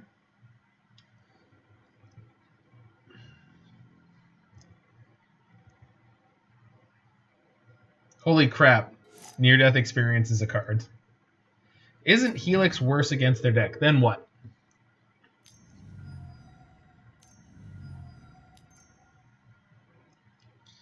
Ranger Captain of Eos, sure. Go get your Death Shadow.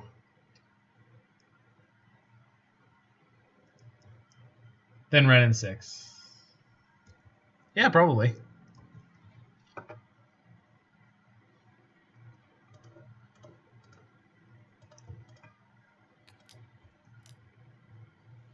Oh, you mean for discarding there?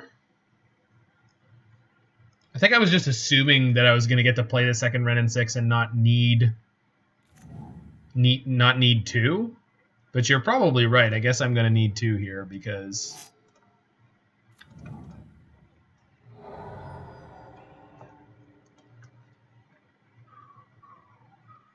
All right, I'm going to need double white in a second, so...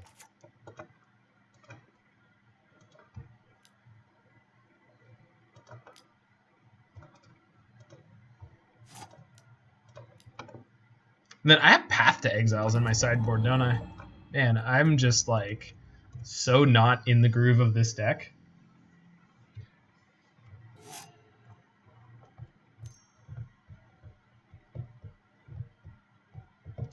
Hex Parasite. Yeah, that's a card. So they can kill my Wrenn and Six here.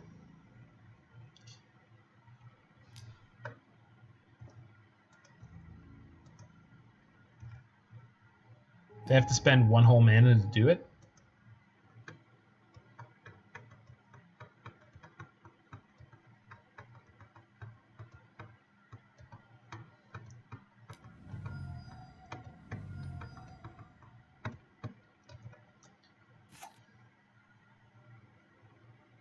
Huh. Hex Parasite is really neat with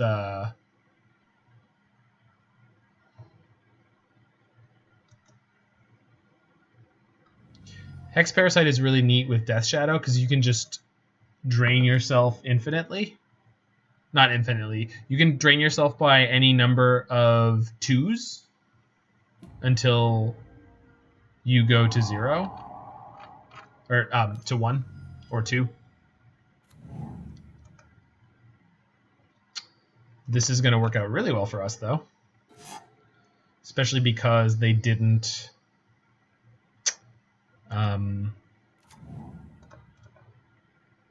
didn't sack their Ranger Captain here. So I can get either of these. I'd rather have the Mountain with the double Helix in hand. So Sprawl go here for white.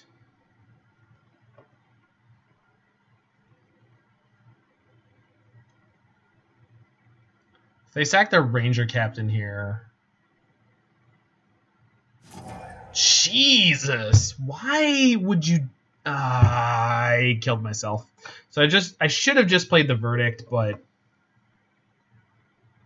Well, I guess I could go red here.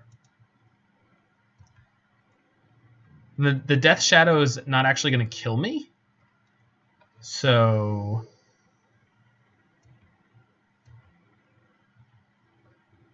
So I can Helix them. Oh, if they put themselves down to 0 life, I can just Helix them. So I think we're okay here.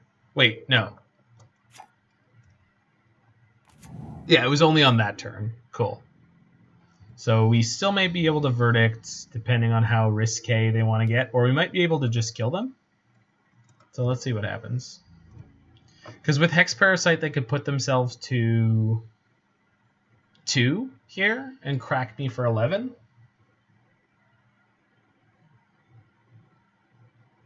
Yeah. Ranger's only until end of turn, but okay, so they're gonna pay down here, but we'll see how low they go.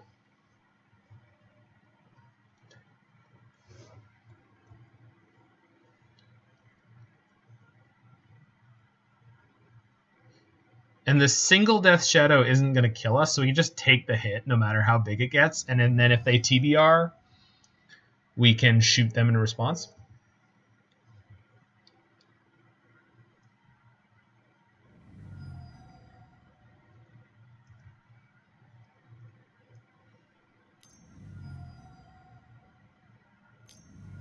Okay, so we're going to take the hit for 11. Oh, there's a TBR? Okay, so we just Helix them here.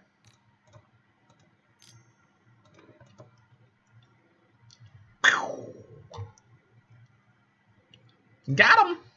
Alright, well, that's a way to win a game of Magic.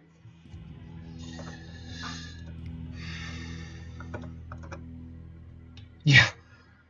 I mean, I'm not particularly proud of this league, but at least that game was kind of neat, and the fact that we kept the double Helix was almost good.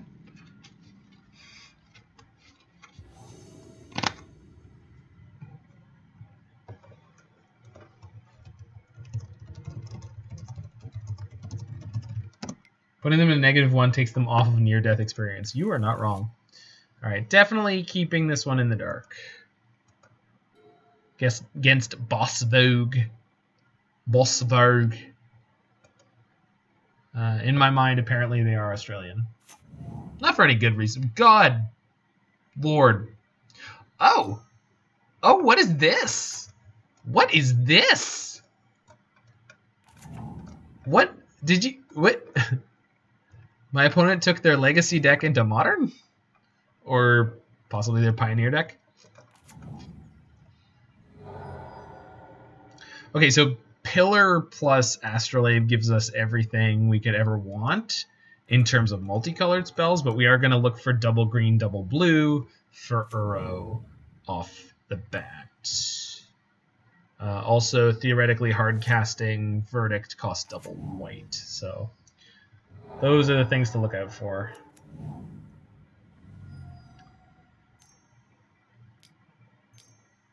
It's Elvish Archmage or something? Yep. Archdruid. Archdruid.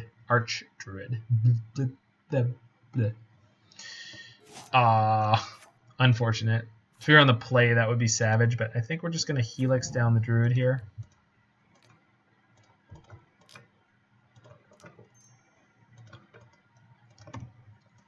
That's what I am. With you. Wherever I can. Whether early morn, late afternoon, or at midnight. It's never too soon.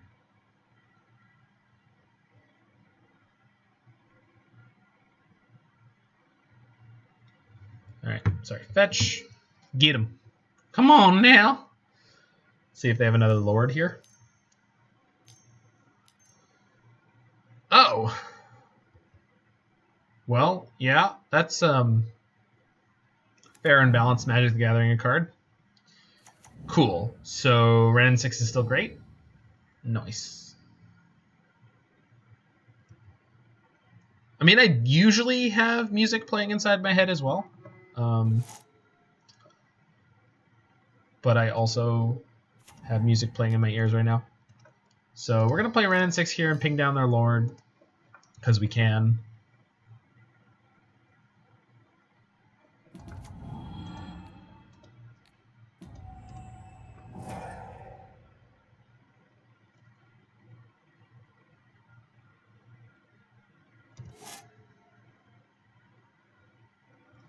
Double Lord would have been really good against us, but it didn't hit it. Probably have another one here. Devoted Druid. Okay, that's a little scary. Boreal Druid. Not that scary. Can I get a Plague Engineer over here? Can I get a Plague Engineer at table 1? Table 1, Plague Engineer. Anybody? We got Wrenn and Six. I'm almost playing my Legacy deck. Hey!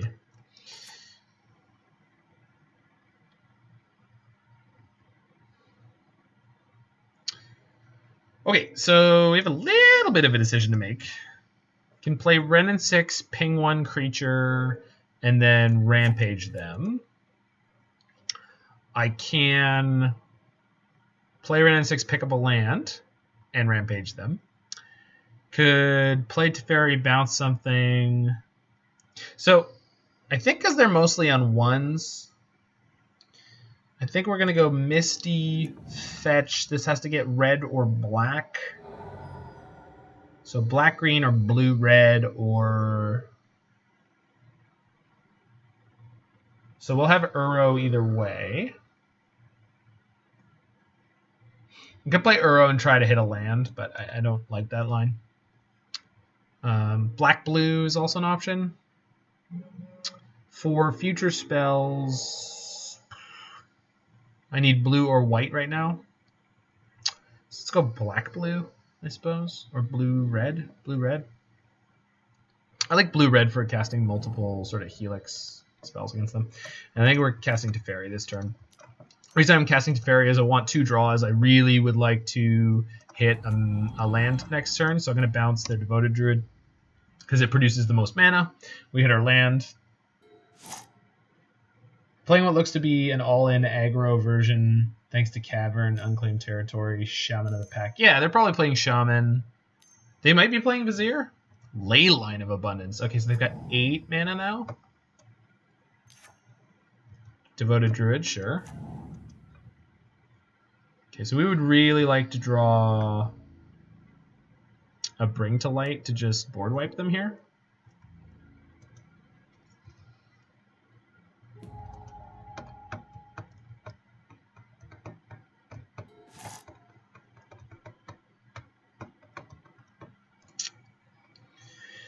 I'm pretty tempted to play Wrenn and Six Uro this turn and just take them off some of their mana.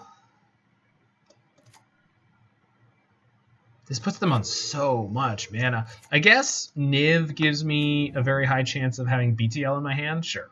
So let's do that. I don't actually have anything that taps for black right now. So let's do that. So black, green, white, red, blue.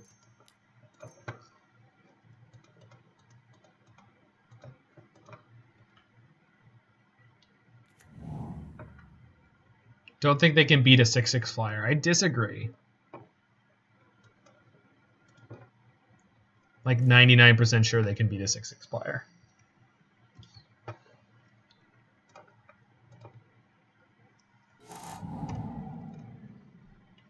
Leyline is probably what they dump their infinite mana into. Yeah. If they have Vizier, we just die. Also, this is pretty good.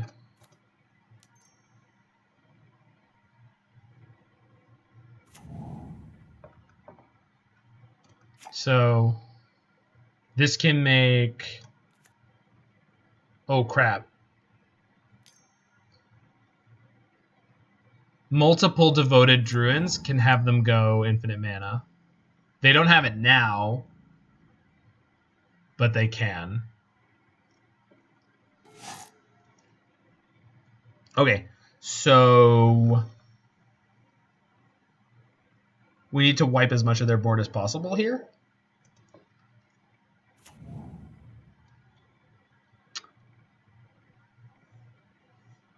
So this is regenerate another target elf, so I can kill the Azuri. They get 1, 2, 3, 4 mana. 6 mana if they want. They could regenerate their whole board, but then they don't have the Azuri.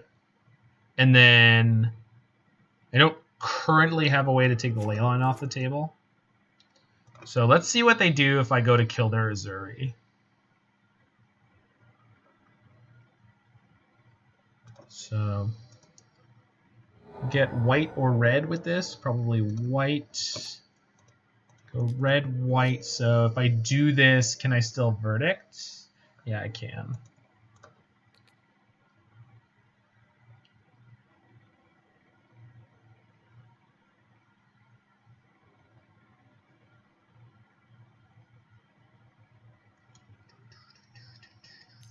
Yeah. So what they should do in response here is put regeneration shields on basically their whole team.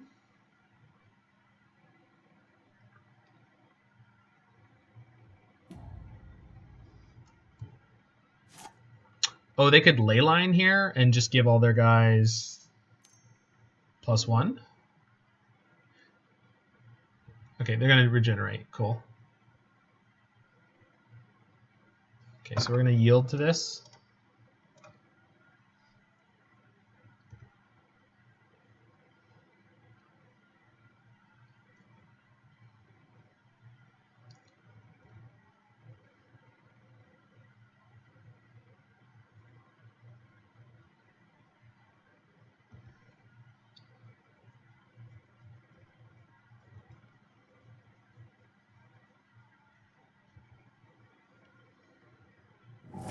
Good call on not verdicting.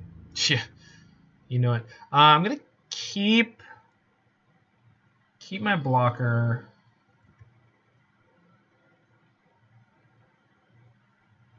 Could make them sack a creature. Could play an Uro and a Sprawl.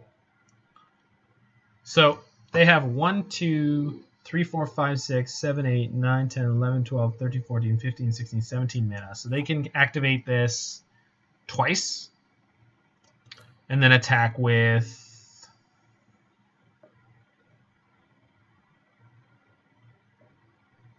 three or four creatures, 3 or 4 3/3s, which is not devastating. So I think play Sprawl there by going filter green out of this. Doesn't really matter what color I choose here, so I'll choose green or blue. I'll choose another blue. And then I can Kaya's Guile for you sack a creature, I make a 1/1, or make a 1/1 gain 4 life, or a bunch of other stuff. if they top deck the Vizier or Coco Vizier, we die. But I don't think there was a way out of that.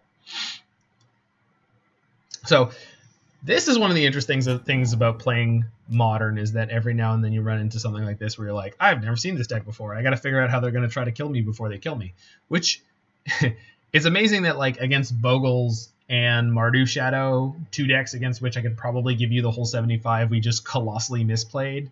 But like now that we're playing against something that is unknown, probably because I'm thinking about it harder, we're evading lines on cards that we're not even seeing. But I always feel like this is the kind of thing that happens to me in tournament Magic.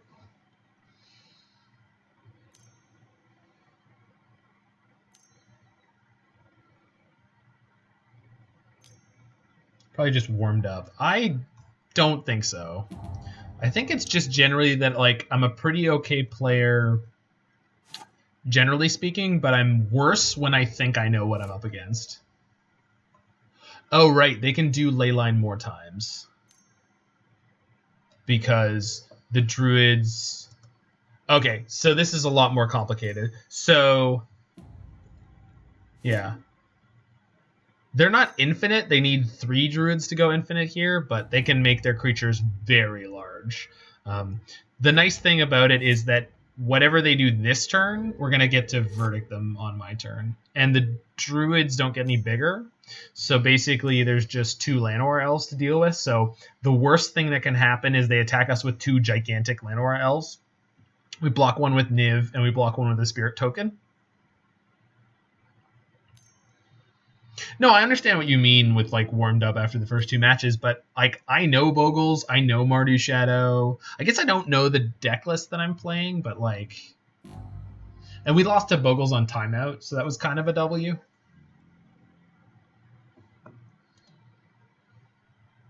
They plussed as many times as they could, and then they're passing the turn. Okay, works for me. Crack you for 6.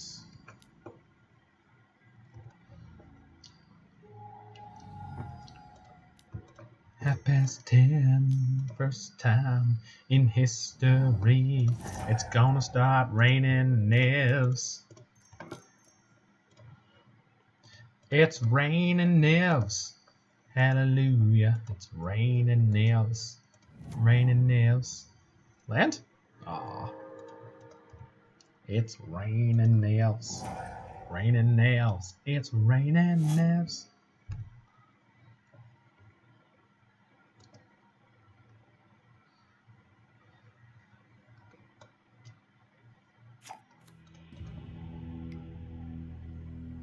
Alright. So Helix seems good. Path seems acceptable. Because their lords are very much worth killing, even though we accelerate them a bit. And it seems like their deck is kind of in on lands being a big deal. Tamiyo might be okay to rebuy a Wrath. So Ashiok seems pretty medium. Teferi's like also not great in this matchup. I can keep 1.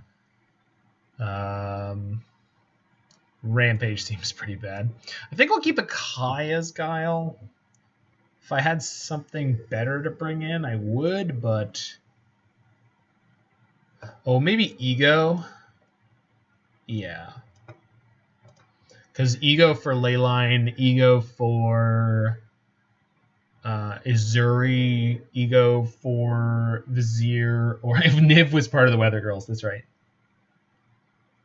It's okay, we moved on to Bonnie Tyler. Because I need a Niv-Mizzet. I need a hero. Oh. Song still gives me chills. We didn't see any natural black mana from them, so I don't think I'm worried about Thoughtseize in game 2. I think there's like a mono-green Devotion Elves deck. Teferi can bounce the ley lines. Hold on. Alright, he might be better than I thought. Scions, nah. Dreadbore, nah. Trophy, nah. So Dreadbore is probably a little bit worse. And maybe we can cut a Niv.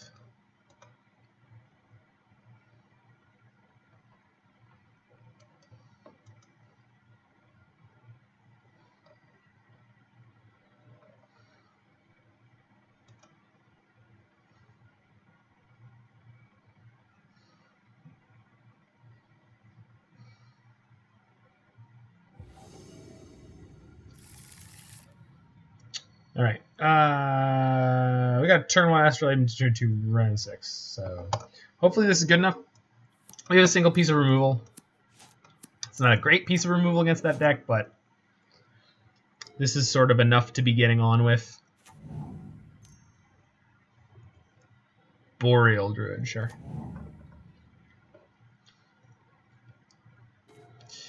Okay, that's a better turn 1 play.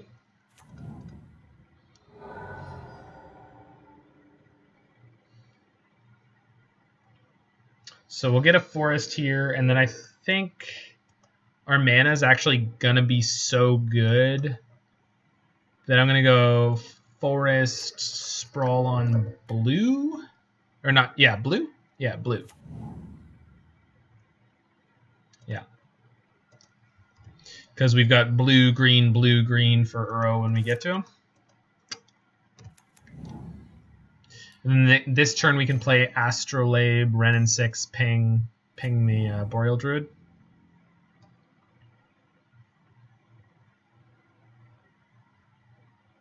Although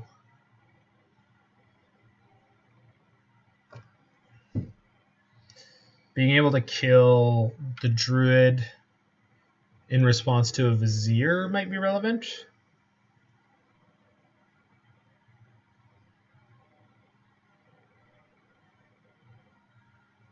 All right, do we gamble that they don't play the infinite combo here?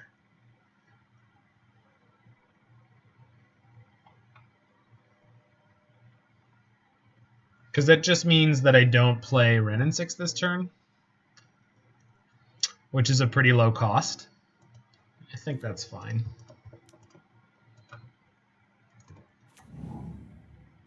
Cool. And that's a great pickup because that means we get to go trophy this turn, Wrenn and Six Helix next turn. So we could board wipe them, and playing around the infinite combo was like probably worth doing. Yeah. So they have 5, 6. Just Leyline.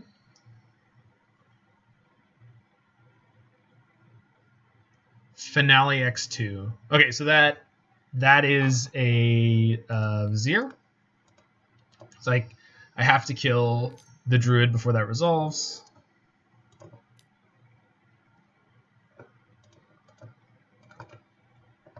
And then we get to go Wrenn and Six Helix on my turn. So hopefully this is good enough. And another Druid in their hand doesn't do it here because Druid's going to have Summoning Sickness. So should be pretty ahead from this point.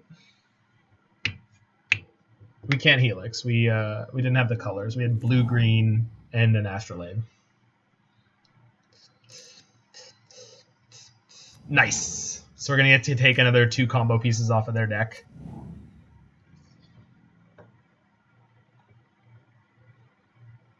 So I'm going to play Pillar here. Play Wrenn and Six. There's a Wrenn and Sexy motherfucker. Ooh, sorry. Usually don't like to curse overly much on the stream, just in case there are kidlets around. I don't really want to make it a non-family friendly stream. If I kill... Okay, so I am going to kill the Druid, but there is an argument for killing one of the Mana Elves, because Druid has 0 power. The downside of that is they have a draw step plus a Horizon Canopy, so they've got 2 shots at Vizier. If they hit Vizier, they go infinite, which again, on its own doesn't kill us. They need a 3rd piece, but it's technically possible to lose there. And since next turn we're going to be casting Niv-Mizzet, it's like, why put myself at risk? Yeah. So on the previous turn, we weren't able to cast the Helix. Otherwise, I would have done so. They're going to cast... Okay, interesting sequence. Good draw. I think I'll Vista here. Use the Vista. And we get the black mana. No, blue-green... Blue-green... Okay, we have Uro already. Do I want more Uro mana, excess Uro mana, or do I want the black in my base? I'm going to get black in my base because it feels good.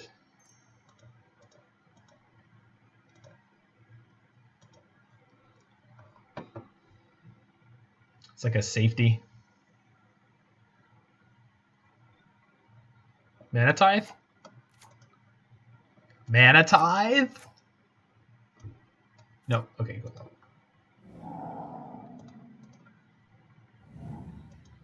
Do we want white? We might have wanted white. Uro, Tamiyo, Bring to Light. With my graveyard stocked the way it is, Tamiyo's kind of appealing. Okay, I'm also getting Trophy Helix Teferi. So that feels like enough removal. So I think I want Tamiyo. Because Tamiyo can start digging me for another Niv or another Bring to Light, whichever I should choose.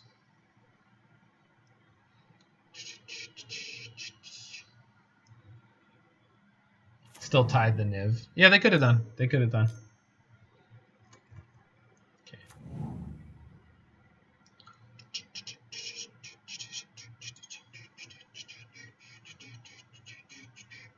So you can play Tamiyo, minus Tamiyo, pick up Wrenn and Six, their clan caller. It's probably the best line, or sorry, that is like the highest sort of upside line, I guess. It puts multiple permanents into play, but then they have 3 1/1s to attack down my planeswalkers that each have 2 loyalty left.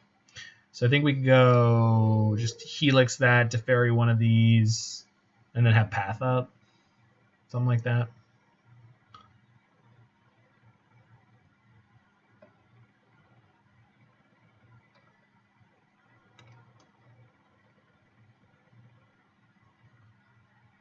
So white or blue.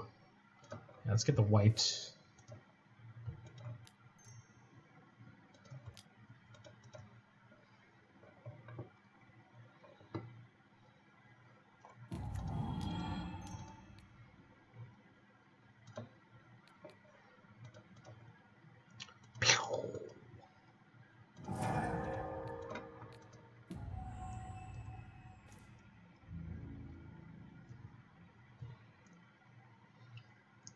I think my opponent should scoop here, but I'm not going to tell them how to live their life.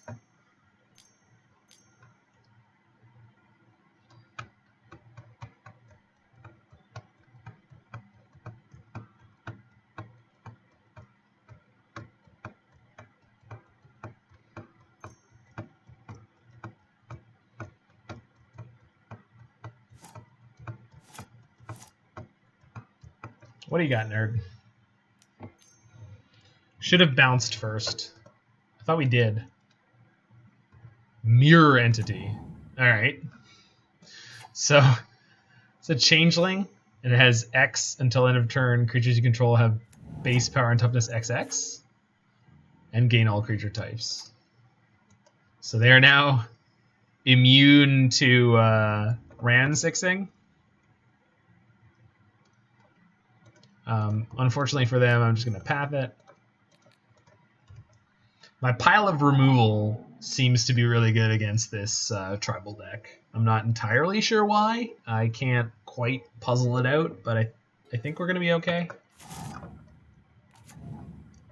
By the grace of God, I think we're going to be all right.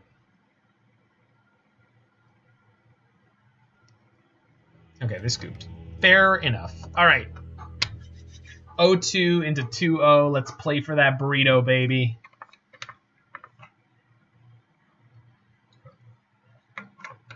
Cast the Lightning Helix first.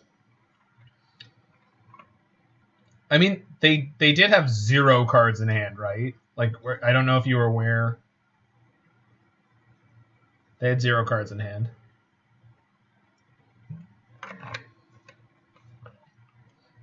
Sure, play a lot of decks that smoke 1/1s. Let me tell you something. In my opinion, in the game of Magic the Gathering, there's nothing that is worse for me to experience than playing a deck full of creatures into a deck that has Wrath in it.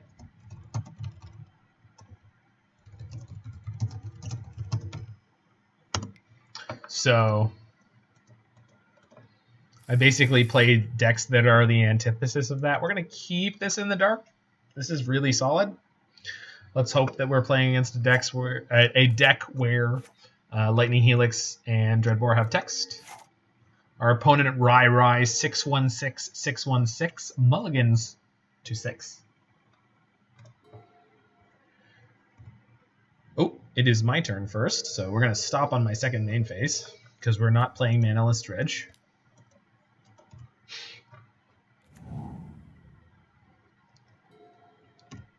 We roid him. We went second main phase, land, Astrolabe, turn 1 play. I got to do that in paper at some point. Let's go turn 1, shuffle, shuffle, shuffle, shuffle. Ask my opponent if we can go to second main phase. Oh. Oh. All right. All right. This is either burn or one of them zoo decks. Trophy on top. Sure. So this Helix in my hand is kind of okay. So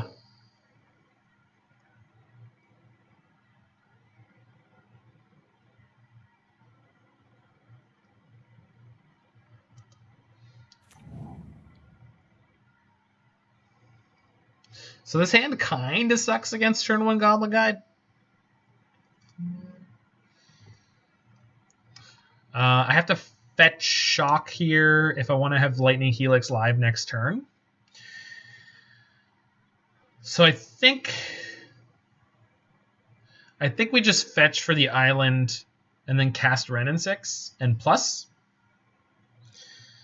And then there's a chance that they draw us into something that lets us fetch white or red. And then after that point, we'll probably be okay with 2 Helixes in hand. I'm just being a little bit overly cautious because I have a habit of losing to burn even though I'm playing a deck full of life gain.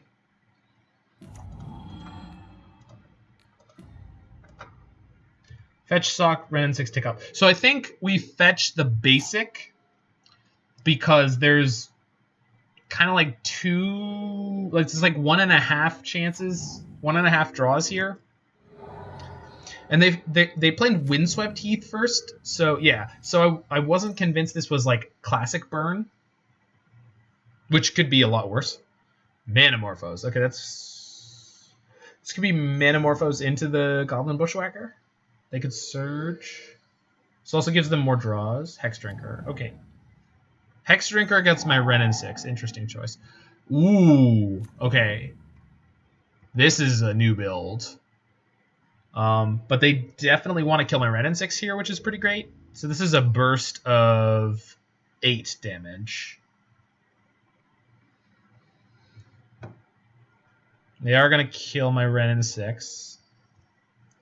Trigger Sprawl on top is pretty good.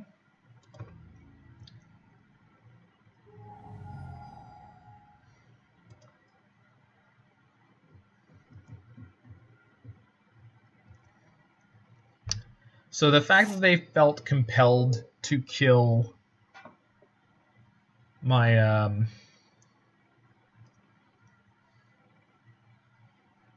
Force of Despair would have been great. We can Shock, have 2 Helix. Yeah, exactly. The fact that they felt compelled to kill my Wrenn and Six there feels pretty good.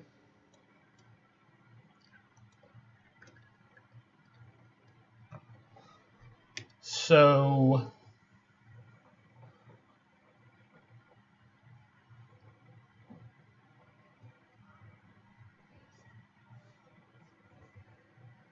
I can get Hallowed Fountain, play my Sprawl on Forest, forest, make that red, and then we have red, blue, white, so we're only missing black, so that means next turn I could play Helix into Dreadbore.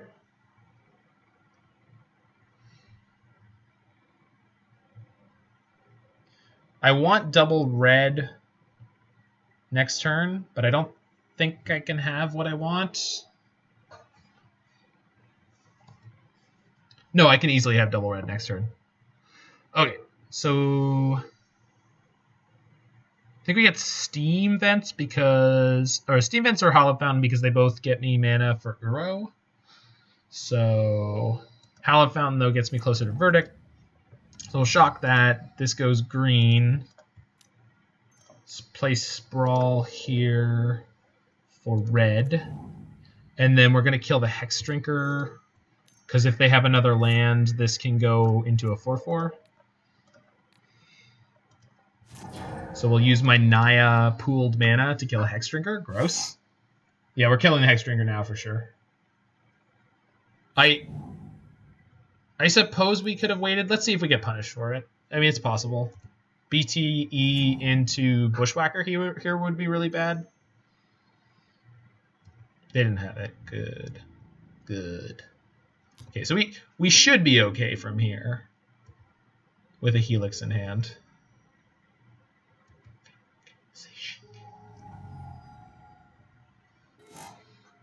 So we can go red, white. Oh, I screwed up my mana. I can't do everything I want here.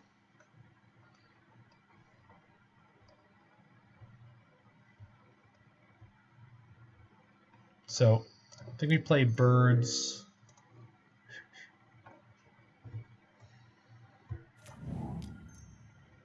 And Helix.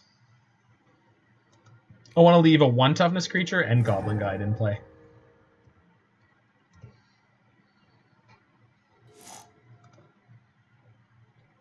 The guide's ripping us off where it lands. I'm asking.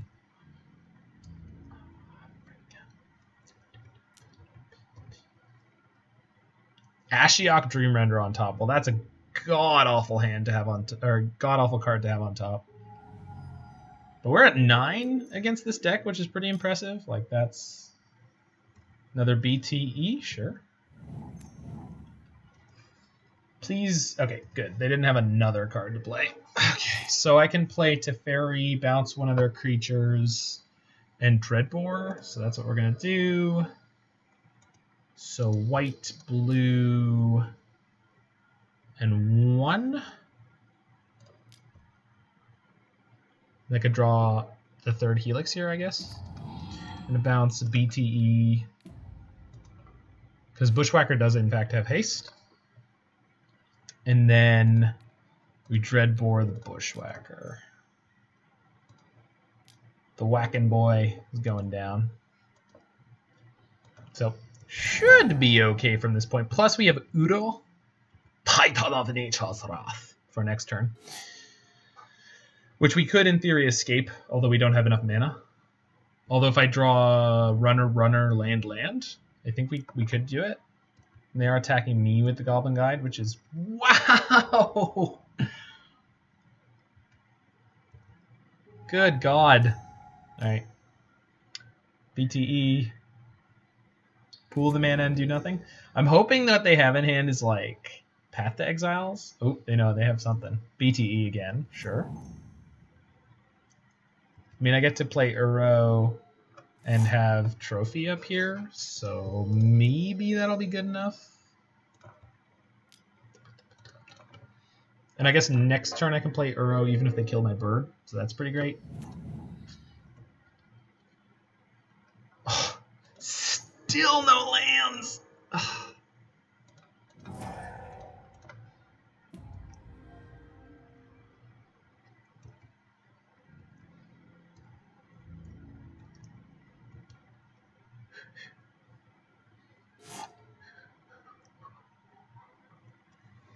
Then, if for some reason we needed it, we could block with birds and still escape the Uro.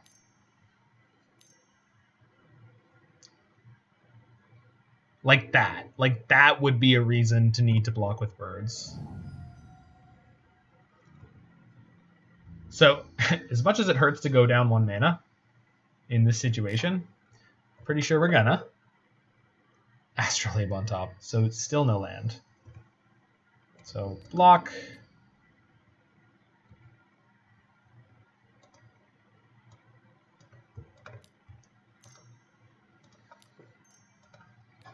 Trophy BTE. It's Burning Tree Emissary for short.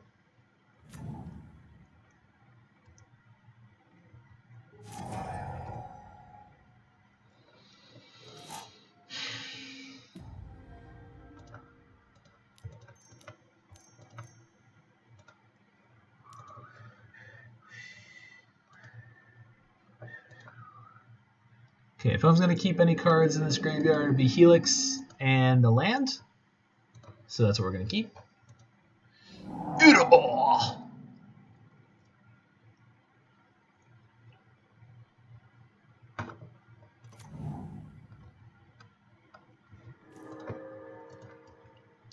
If I could speak a small amount of Japanese, Uro needs that, like, deep, sinister Japanese anime character voice. Uro, Titan of Nature's Wrath. Alright, cool. So, rocking into game number 2 here against the Super Aggro Wacky Zoo. I think we just want Helix and Paths. I think... Oh, not Kaya's Guile. Ashiok out... Teferi? Something like that. I'll be back in 1 second, then we'll figure that out. I think that's what we want, but I'll let Roy tell me in which way I'm wrong.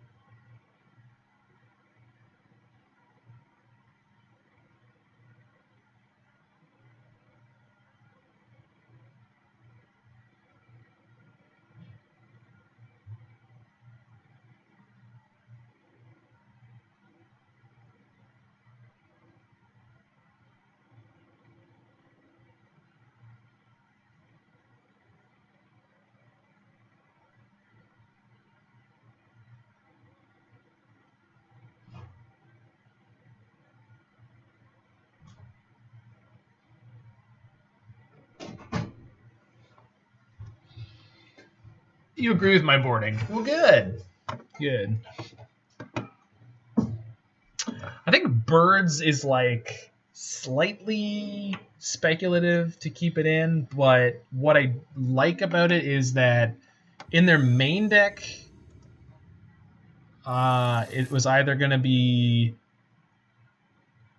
just Paths or Paths and Bolts, seemed to be. Or they just straight up didn't draw any Bolts. All right, are we keeping this? We're keeping this because this is turn 2 Uro plus a turn. This is turn 3 Bring to Light if we draw a single land, so we're keeping this. And maybe if there's a Goblin Guide, it'll be Kind.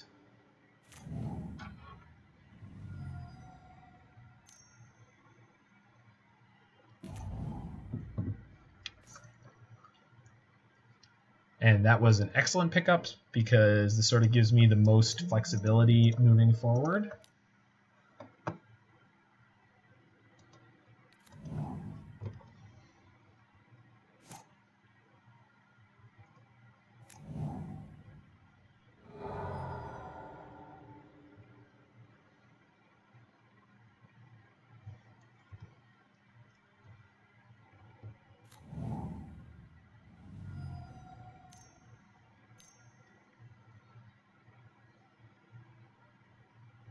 Okie dokie.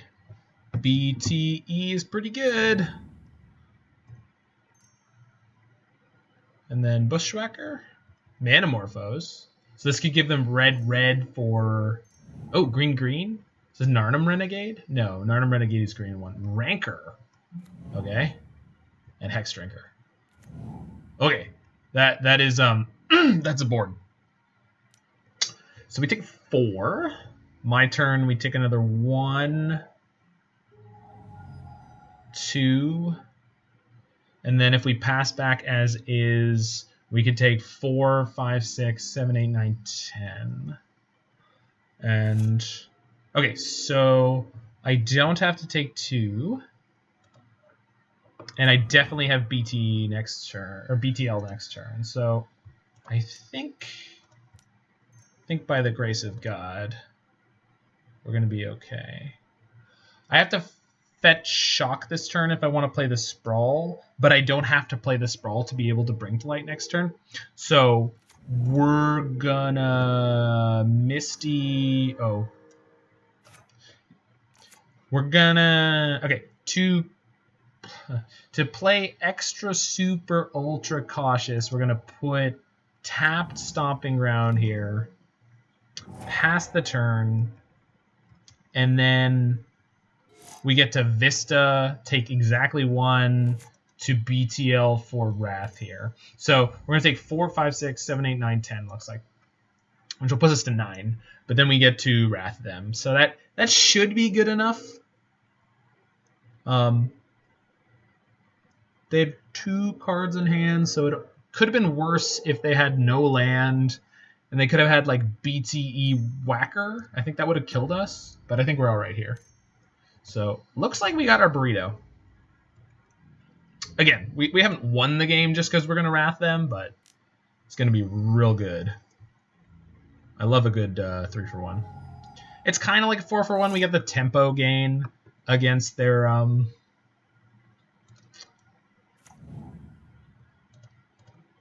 Rancor. If they have a Whacker here, it's going to kind of suck.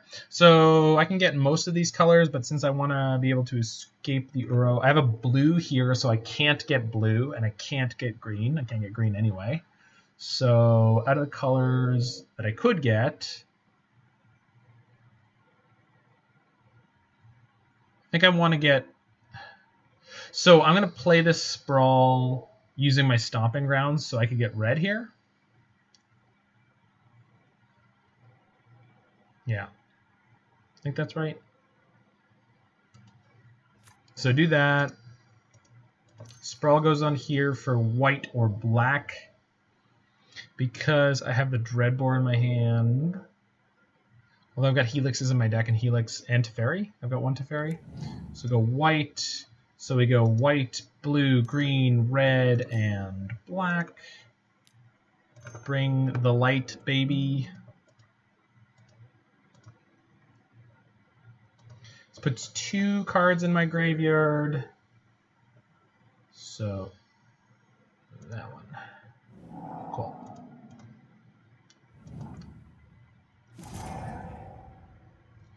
So next turn we have... So I did screw up. No. If I fetch... Okay, we could die here. If I fetch black... Okay, that's not going to kill me. Please, nothing else? Cool.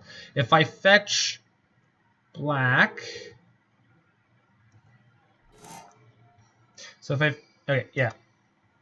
So this gets black, and then we have green, green, blue, blue, black, red for the Dreadbore into the Uro. Cool. Got him. Cool, cool, cool, cool, cool. Upside down, and boy, you turn me inside out and round and round. Turn me inside out and round and round. Ura, Titan of Nature's Wrath. Aw, man. If only Mako was alive, he'd be like a great voice for that. Ooh, Roy went BRB. Alright, that's fine. For anyone who's curious to who I'm usually talking to. Good lord, are we getting skull cracked here? Sure hope not. Don't crack me. Don't do it. Have a heart. Tarkus command? Sure. Oh, a Tarkus command is a skull crack. I wonder if they have a bolt in their hand as well. Could be dead. Please no? I really hope not.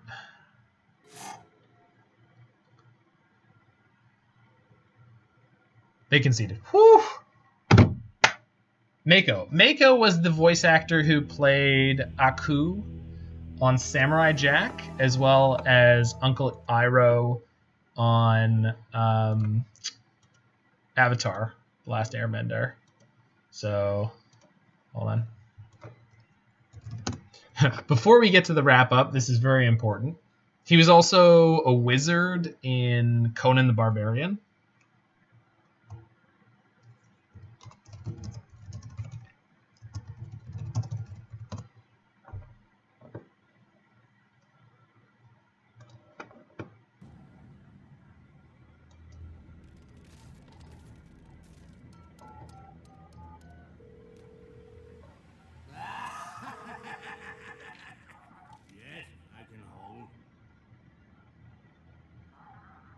Yes, I'd like to place an order for delivery.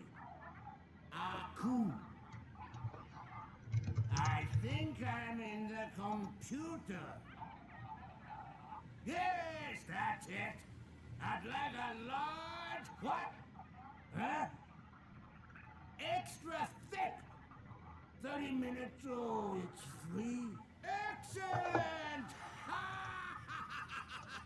And that is the display picture that I use on Steam. Mako ordering a pizza. I freaking love that scene. Anywho, yeah, Lanny NY's build of Niv-Mizzet. We were actually surprisingly close to a 5-0 there. We won the last 3 matches 2-0 very definitively. The first one we lost, the very first match was against Bogles. We lost game 1 due to my horrendous missequencing. And then match number 2 was pretty tight. I think we could have gotten there with better play. Things I liked and didn't like. So in that league, it didn't seem like I needed a copy of Magus of the Moon. If I had needed Ashiok, so I like to play Magus of the Moon in my version. So let's flip over to my version real quick. If I have it in here, I think I should have Niv-Mizzet in here somewhere. Maybe I don't. I should. I love this deck. It's been a minute, but I still love this deck. Anyway, I definitely play a copy of Magus of the Moon that you can bring to light for in game 1s against Titan decks, but we didn't run into any Titan decks. I also play a second copy of Supreme Verdict in the sideboard and copies of Fatal Push. I think the mana base here is better. I think I should try this mana base, and then I definitely love the one copy of Birds in addition to the 4 Sprawls. It just gives you that extra bump of consistency. 2 Uros or 3 seems to be where it's at, but the deck is so tight on space for tutoring, and once you cast Niv-Mizzet, you'll find an Uro when you need one. Uro's kind of like an extra copy of Niv-Mizzet in a lot of ways. It wins you a lot of the same kind of grindy mid-range matchups. And then 4 Wrenn and 6 3 Teferi felt pretty good. I might try that in my own version. I was on 3 Wrenn and 6 and 4 Teferi, but I think having the consistent land drops off the fetches was good. Angrath's Rampage was really crappy this league. That said, it can be good, but it was really crappy this league. Yeah, other than that, it mostly seemed good. We're going to throw it over to a break here on this beautiful Friday night. Weather's getting warmer. Everyone stay safe, take care of yourselves, and we're going to go on break here. If you are watching this on YouTube, hit that like button, smash that subscribe button, check out some of my other videos. Should be something else going up tonight. There should be a new episode of MTG Kitchen this weekend, and then we're going to be streaming the Modern Challenge tomorrow with something. Not sure yet, but it probably won't be this deck. So I'll see you in a minute. Ooh. In the last 2 minutes, We dropped a bunch of frames. Okay.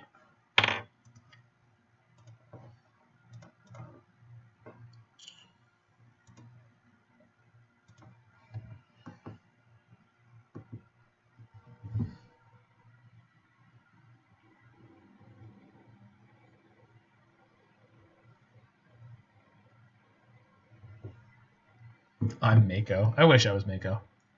Ah, ha, ha, ha. Fool! But then when he plays Uncle Iroh, he's like the sweetest person in the world. Dropped frames sound like propaganda by the liberal media. Listen, fake frames. My channel has all the best frames. We've got all frames. We have nothing but frames. It's actually not even a channel. It's just a window with a frame.